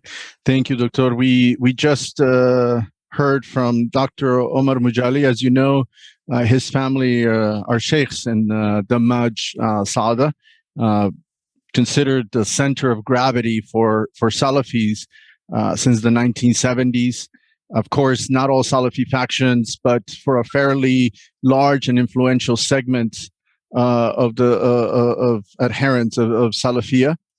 For me, it is always important to highlight this particular aspects of history, because it goes to the core, in my opinion, of the conflict embraced by Bayt al-Houthi today. For example, if we can now begin to narrow this conversation a little bit to the family, al-Houthi family, in particular the Badr al-Din and the Amir al-Din wings of the family.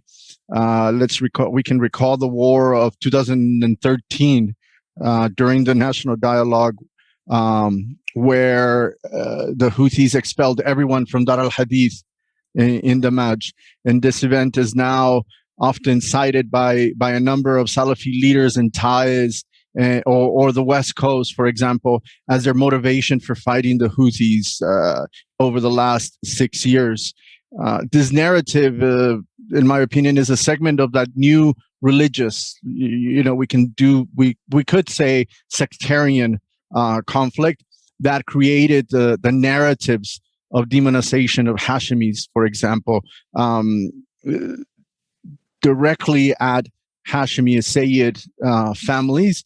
And now, for example, we see this campaign on social media that's been around for a while, where Hashimis, calling it Hashimis, focusing more on Bayt al-Houthi and their allies, but the way that it's framed, it's a very broad attack on Hashimi families, and calling Hashimis supremacist, racist during these campaigns.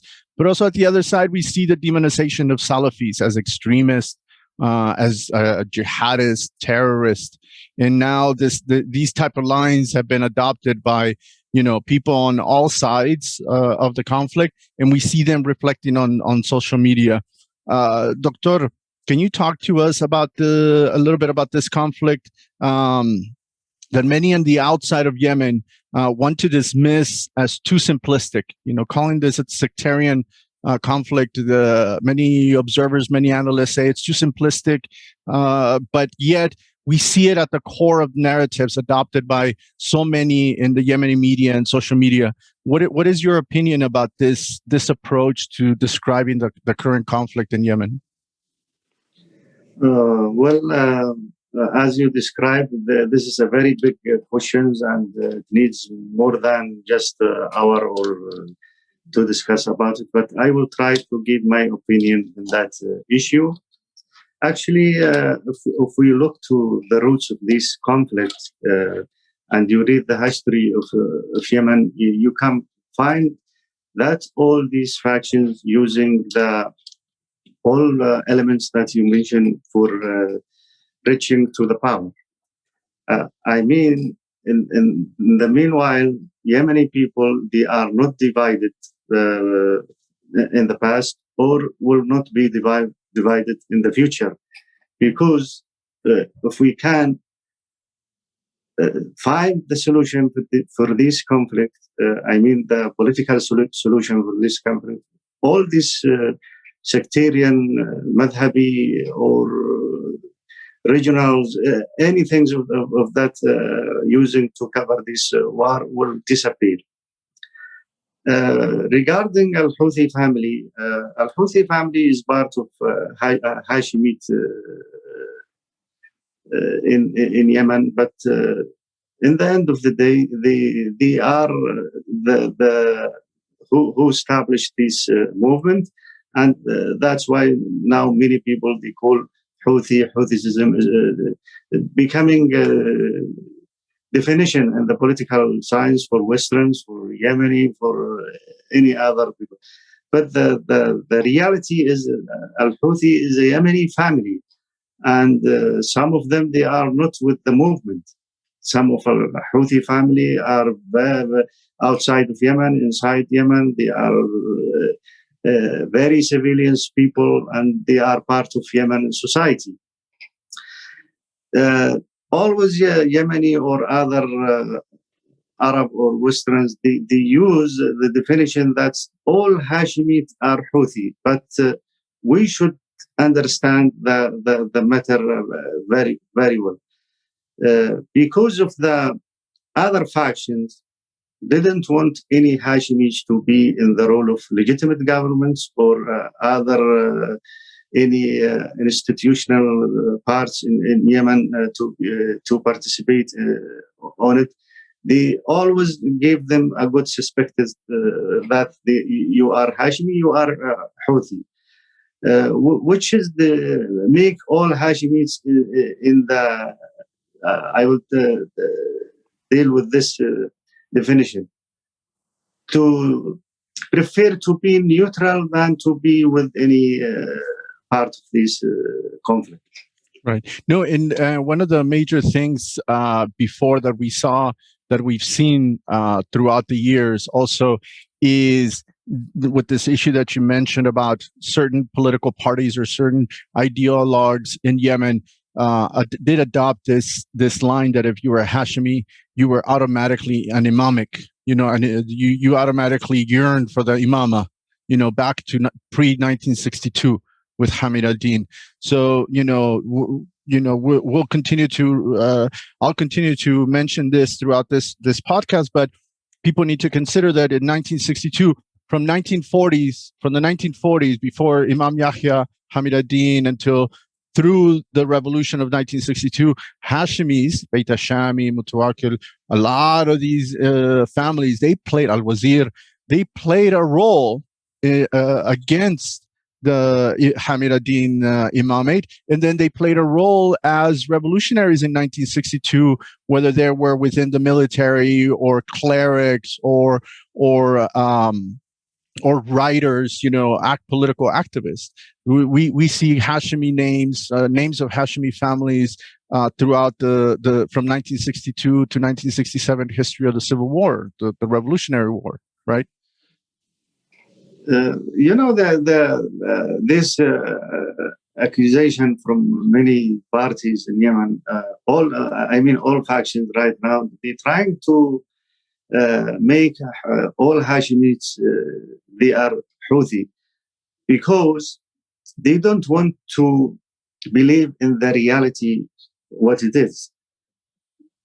Because they don't want to believe in the reality in Yemen right now what it is. Al-Houthi, they are not ruling Hashemi.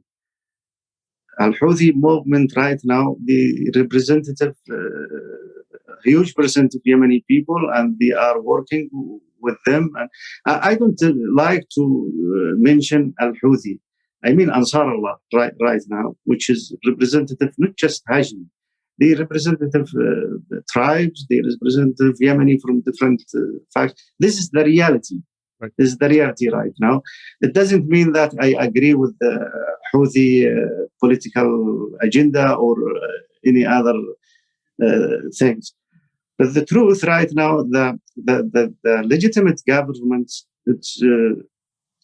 doesn't present for Yemeni people a very good model to let people Yemeni to follow the legitimate government. Right. What we need right now, we need to rebuild consensual legitimacy to representative the whole Yemeni people. Right. No, absolutely. And yes, I will. I'll ask you again. I'll go back to you and ask you about this Ansar Allah versus Houthi, because we just published an episode on March 3rd, which had an event and where our good friend Munir Saeed also focused on this issue. That that for him, we should stop calling it the Houthis or referring to Bayt al-Houthi or what have you, but use the broader umbrella of Ansar Allah. Right. I agree with him. That's right. We're going to have another guest where we're going to go into this and the history of this, but perhaps give me a minute and I'll go back to that, because I do want to ask you about this theme that you've mentioned a couple of times already right now. And this, from your perspective, what does Bayt al-Houthi represent today? You know, what do they? If you go to the beginning of establishing the Ansar Allah movement, not the establishing the Ansar Allah movement, but when the Hussein Badruddin al-Houthi started to deal with politics, he has a chance. 1994, yeah, believe in you. Yeah. I don't want to talk about these details because many people know about the details. But I mean, why becoming Bayt al-Houthi known as they are right now? Because who started this movement is Hussein Badruddin al-Houthi. And because al-Houthi family has a very strong relationship with the tribes in Saada. They have their kids getting married from different tribes, and they are a big family. Because of that, they have the support from all tribes in Saada. And when the wars against Houthi start, becoming more bigger war after war. I mean, the government couldn't solve the Houthi problem from the beginning, which is give them a chance to be bigger than But what before. is this Houthi? And from your perspective, what is this problem? What is it? I mean, myself, you know, we met because of my studies about the Imamic time. But from your perspective, what is the problem? Their problem started to demand from the government not to intervene in their education, in their madhab, and they Zaydiyya. Zaydiyya, and they don't let other believers like Salafi or Muslim Brotherhoods to enter in their area or places. But on that time, Muslim Brotherhood and Salafi was very allies with the government, Ali Abdullah Saleh, Ali Muhsin, and they gave them all support to be in this area. I think this is the beginning of this conflict. Right. What we see today, the reason why even doctor in Sana'a itself, there are many people they understand are Yemeni living each other, and they don't intervene in their view. Your madhab or Shafi'i, they pray with Zaydi pray with Shafi'i. Right. But after Muslim Brotherhood start to control the whole masjid in the capitals and the whole city of Yemen, Zaydi start to feel that they are abused from this practice. We remind our listeners, our viewers, brought it up during the conversation with Dr. Mujalli, but you know, in the early 2000s, around 2000, 2001, when Islah is given the Ministry of Education in the government, then Islah begins to move to change the curriculum in the schools from primary through college, through university, Ministry of Education, Ministry of Higher Education. Like what al-Houthi right now doing. The opposite of what, exactly. Yeah, it's a circle. Exactly. I mean, fundamentalists, it's bring another fundamentalist. Exactly. And one of the major things for the Houthis, for Bayt al-Houthi, for Zaydis nationwide, was that the Islah wanted to pass a law in the parliament bringing in all religious schools under the Ministry of Education, meaning places like Dar al-Hadith, places like al-Iman University, places like the Salafi centers in Fayoush, Lahej, or even the government school and the University of Sana'a University. Actually, I observed from a long time that Muslim Brotherhoods and al-Islah start to control all these education. Right. Then we saw the growth of student unions at the universities. If you recall, back in early 2000 and on, we saw the student unions being politicized by the GPC, by the socialists, by Islah.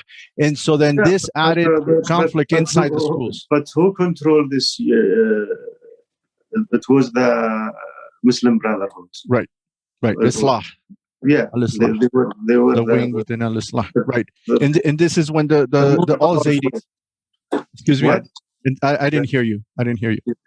I mean, Islah Party and Muslim Brotherhood was the most powerful inside the university, the school.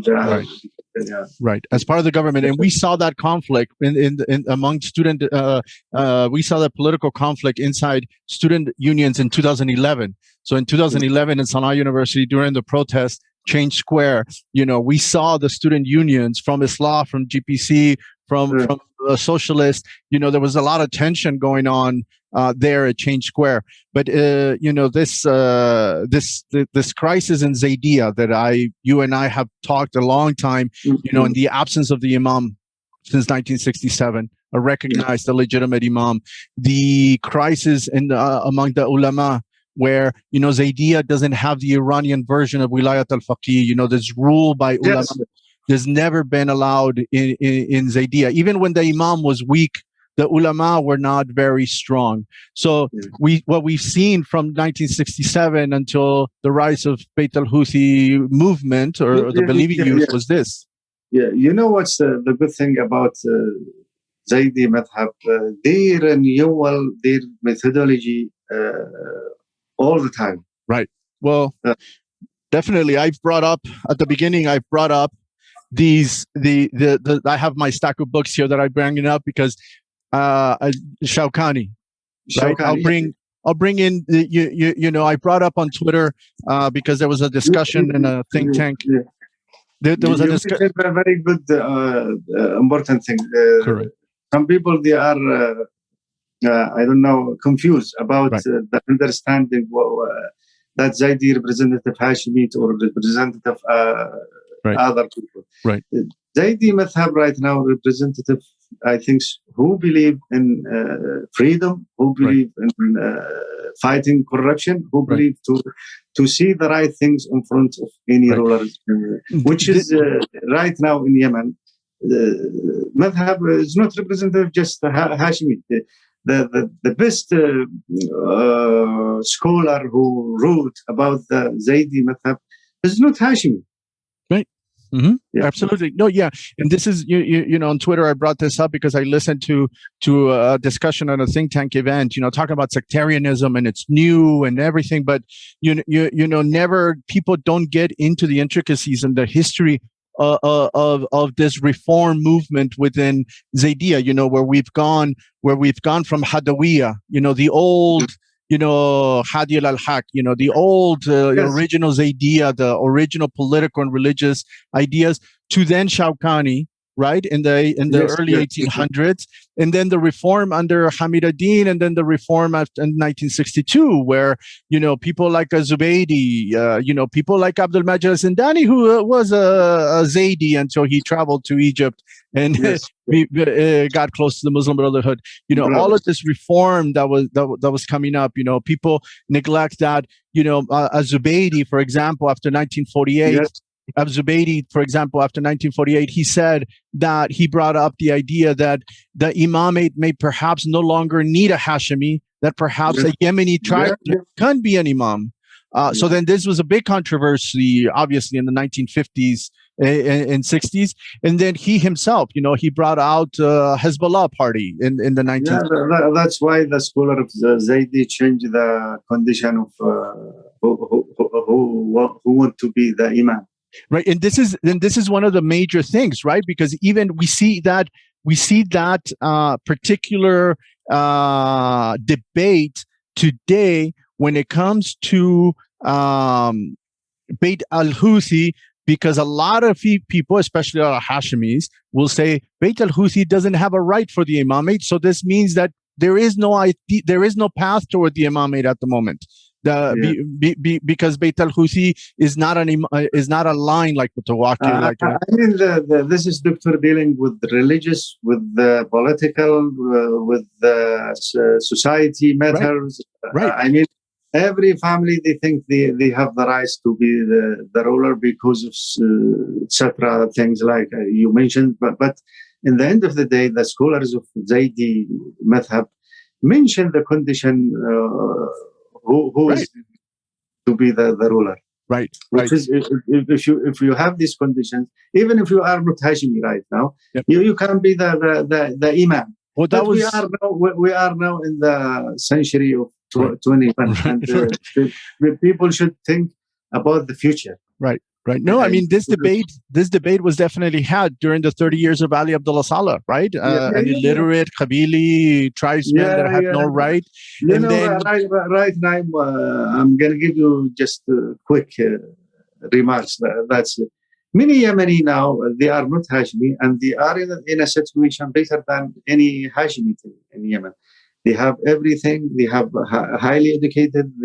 They should take on their shoulder the way to change Yemen. Right. Not to let Yemeni fighting each other. Right. No, and all of this goes to the point. I mean, unfortunately, we have to travel these two worlds, the Yemeni world and our world outside looking at Yemen, trying to understand. I'm not Yemeni. I can study all I want, but I'm not Yemeni. I can't understand your history as well as you, and that's why I bring people like yourself that know these things to debate with me, to argue and to correct me or to correct us in a better path. But at the same time, we have to look at the reality that we see every day, and how they manage. For example, the Ansar Allah, the Houthis, they present their struggle as a movement, like you mentioned, whether it's a Houthi movement, whether it's a Bayt al-Houthi movement, or Ansar Allah movement in this umbrella entity. They constantly frame this as a populist movement. This is about all of Yemenis. This is about all of Yemen. This isn't about just Bayt al-Houthi or just about Hashimis. So this is the way that we see Abdul Malik and the members of Buhaiti family, for example, framing this. And they've adopted a narrative of revolution at the same time, which is interesting. This is a revolution. This isn't a coup. So one of the interesting thing is, and my friends from Bayt Hamid ad-Din are going to forgive me for mentioning it, but I won't mention specific names. But whenever we talk about history, they bring 1962 as a coup d'etat. They don't believe Bayt Hamid ad-Din across the families. They see this as a coup d'etat, not a revolution. So it's not it was Salal, it was a military, it was a coup, sort of the opposite of what happened, perhaps the way that we read it in September 2014, where people in Yemen, pro-Hadi, anti-Houthi, say that the Houthis conducted a coup along with Ali Abdullah Saleh. But, they adopt this narrative of revolution. And Abdul Malik is often presented as the leader of the revolution. Now we're talking about September 22nd Revolution Day, not September 26th Revolution Day in Sana'a. And we've seen this since 2016 with the tensions between Houthis and Ali Abdullah Saleh in Sana'a. And then we saw that in 2017 before Ali Abdullah Saleh was killed, that there was this tension on September 26th, which is the day of the 1962 revolution. We can even say, the Houthis see it as a counter-revolution. If people want to accept that 26 September was a revolution, then the Houthi movement is a counter-revolution, and in the north in specific, which ended the Hamid ad-Din Imamate. For me, it's an interesting mix where the Houthis, Bayt al-Houthi, Ansar Allah, mix the timeline of this particular revolution, merging events from the 6-year war between Houthis and the regime, Ali Abdullah Saleh's regime, that started in 2004. The events of 2011, the uprising, the popular uprising against Ali Abdullah Saleh. Then there is the war against the Salafis in 2013, and then the takeover of Sana'a in September 2014, and then the current war. And it's interesting that the Houthis and Ansar Allah framed this the current war as a war against foreigners, meaning Saudi and the U.S. These are the banners, these are the slogans, and then a second front is the war against Yemeni actors who are co-opted or are puppets of these foreign actors. To get Doctor, to continue this in a little bit more of an academic track, this idea of khuruj. I want to continue this with this idea of the revolution and everything, and the idea of khuruj. Leaving the ruler. We have in Zaydiyya the concept that when the leader becomes a tyrant, the leader becomes corrupt. I didn't see any problem in Zaydiyya or another methodology for other people. I mean, I see the problem in how to build the state and make people practice their religion, no matter what it is, but they believe in the state, and they be able to live together with any part of Yemen. But this fundamentalist view from different people that we should make these people out anything and killing them or make them to outside Yemen.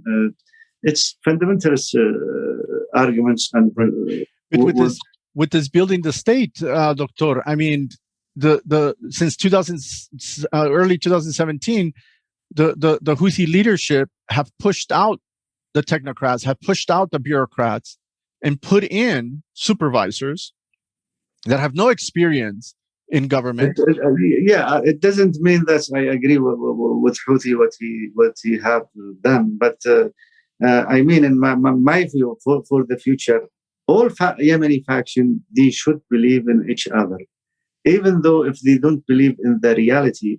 Al-Houthi right now, it's de facto. I mean, they are in the ground, representative many Yemenis. You can't destroy them in a one day or night. Also, the legitimate government couldn't bring any good model for Yemeni people, and they couldn't liberate all Yemen ground. For that, all Yemeni, they should start to talk and rebuild the country by consensus. But how do you reach this consensus at a time of war? I mean, when you have a legitimate government, quote unquote, right, trying to exercise authority from outside the country, right? Then you have technically you have two de facto authorities, one in the north, one in the south, with the Houthis and the SDC. How do you start building consensus about? In order to achieve de-escalation, in order to de-escalate this conflict, and in order to get back into peace? How do you first of all, all factions should start to talk about Yemen, not to blame each other. This is first of all. Secondly, people around the world, Yemeni people around the world, or inside Yemen, they should start. I mean, right now we have many things to use it to reach this start. To reach this, for example, right now you have Facebook, you have WhatsApp, you have Clubhouse, you have I don't know what. There are many media people they can use it and start to talk. But instead, what we see not just to talk for talkative. I mean, talking about the future, talking about what's the difficulty, about history, about the future, about the institutional issue, how we rebuild this institutional issue, who's going. But if we start to talk and blaming each other, we will not reach to any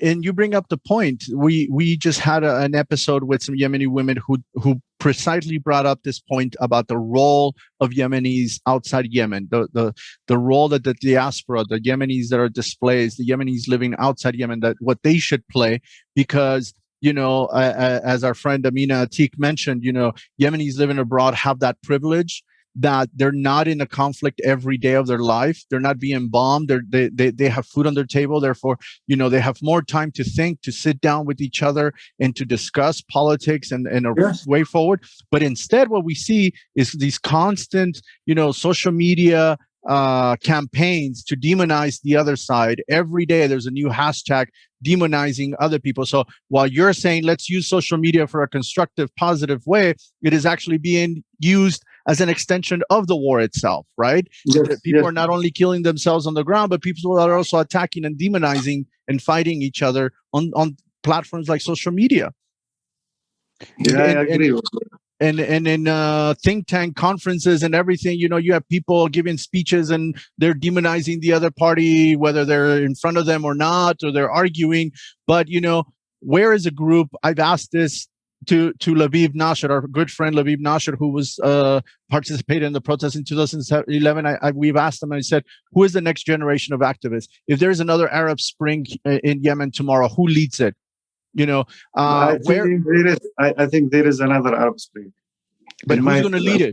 Who's going to lead it? A lot of people in 2011, they said, we need a new constitution. It's been 10 years since the Arab Spring. Where's the new 2011, most of the youth that participate in Arab Spring, they are outside of their countries. But few of them, they get chance to be part of the corruption of some governments, which is not a good start. But right now there are many youth are very capable to be to change. The situation in many countries. That's my view. For example, Yemeni people now, I know many people from different sectarian or from different area in Yemen. They are thinking very well good thing about Yemen. Yeah, but we haven't seen. It's been 10 years since the Arab Spring. It's been 7 years since the national dialogue. Everybody opposed the new constitution. Where are the ideas? Where are the discussions on the new constitution? Where are the discussions on the transition of power? Where are the discussions of what happens? Doctor, the intervention of the factions for what happened right now. For example, if there is any start from this youth or from any people to try to deliver idea about change or the right things, these people start to fight this idea, fight these people, because as you understand, all faction benefits from this war. They have billions of dollars, millions of dollars. They are living outside Yemen with their kids. Their kids, they are in the best schools, best universities in the world. And the popular of Yemeni people are suffering from this war and from the humanitarian situation in Yemen. Right. But there are people start to think, why these people who always encourage Yemeni to fight each other are living outside Yemen? Right. They are not inside Yemen to resolve this problem. Right. If this war stopped, many people will lose their interest. Right. No, and thank you. And thank you, Doctor. And you're right. The role of the diaspora or the role of those Yemenis now living abroad, where they've gravitated to out of need. We have to be honest. People need a job. There were no jobs in Yemen. People needed a job. People were offered jobs. Unfortunately, these are the jobs. You either join these type of jobs outside Yemen that you mentioned, or you join the military in Yemen. Those are the things that pay people right now, unfortunately. But, one of the things that of why we're pushing on our programs over the last couple of episodes about, where are the ideas? We know that there needs to be consent. Where does the consent start? Does it start among the political actors? Does it start on the ground in Yemen?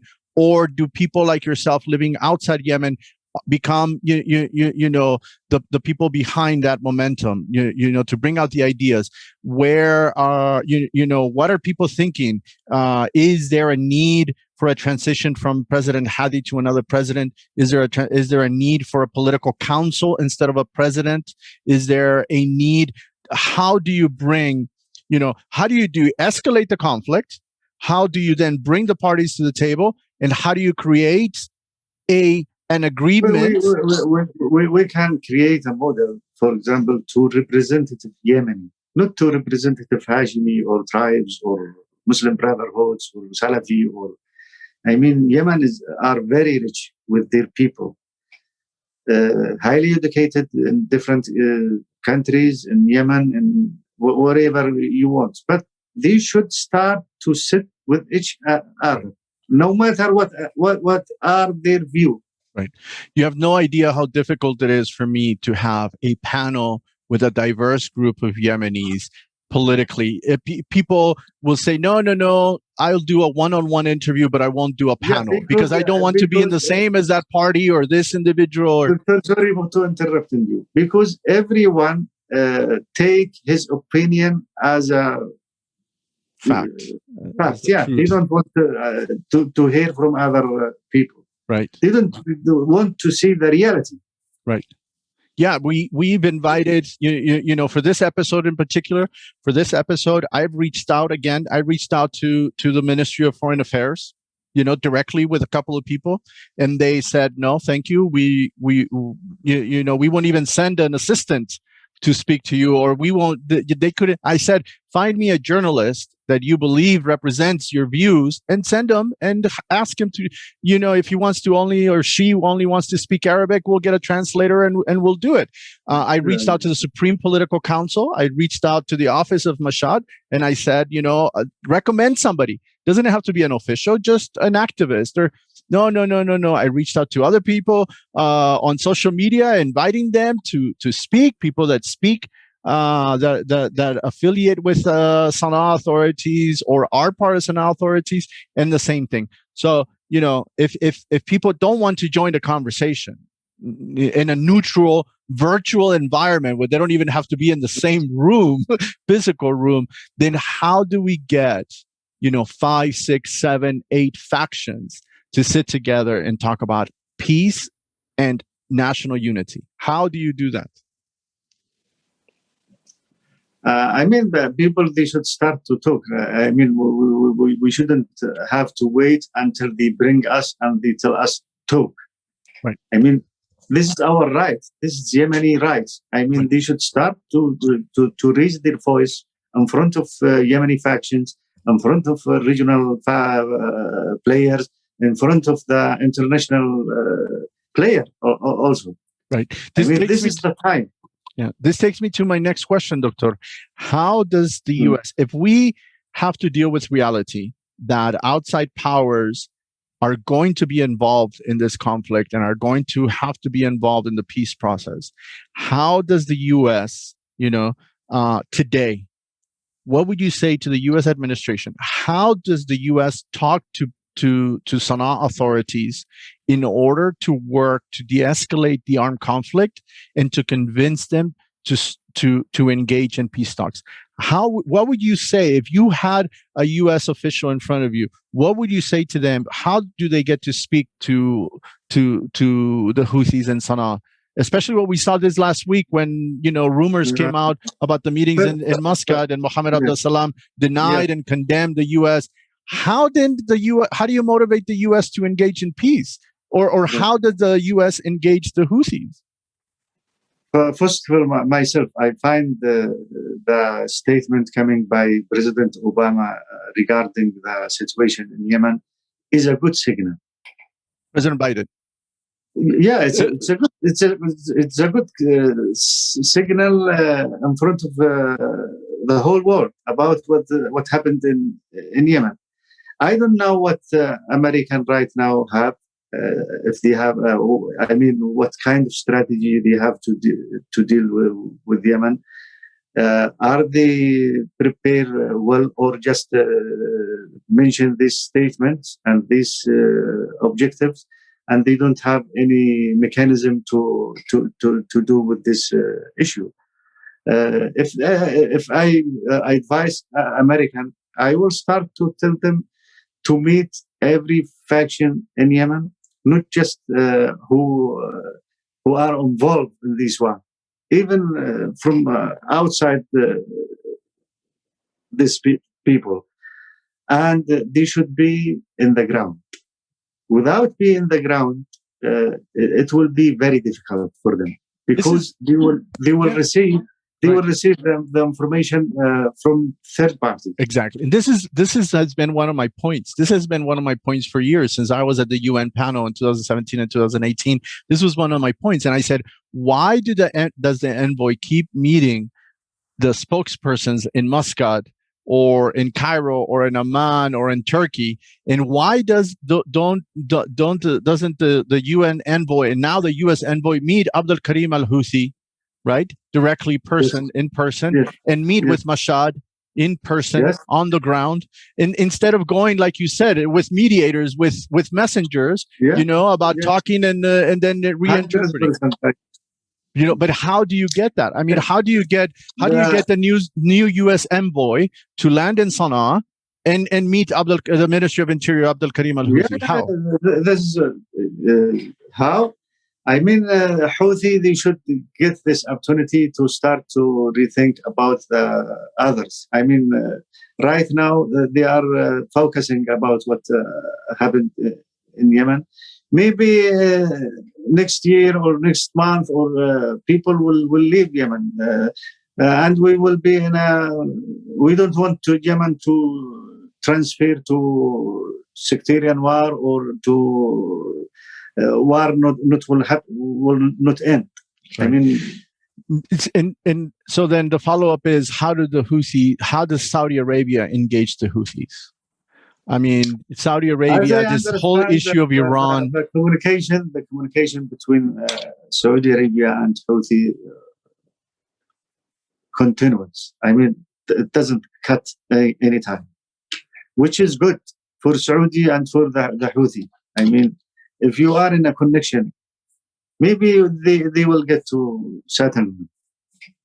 Is the first step to de-escalating this process today?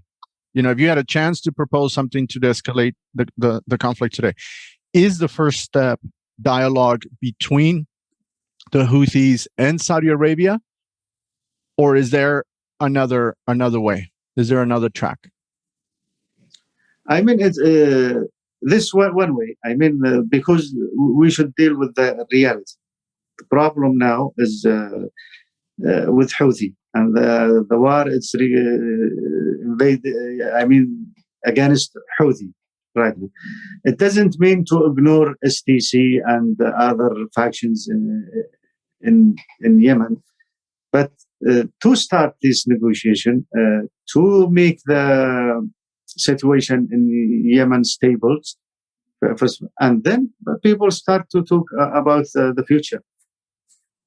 It would be a good start to have Houthis and sit with Saudi Arabia and figure out a peace agreement first, and then move on to the conflict between the Houthis and the government, and then the Houthis and the STC. But that's right. That's the right issue, right? Because other factions are in a good view with Saudi Arabia. Right. You meaning the GOI and the STC are already made their peace with Saudi Arabia? Yeah.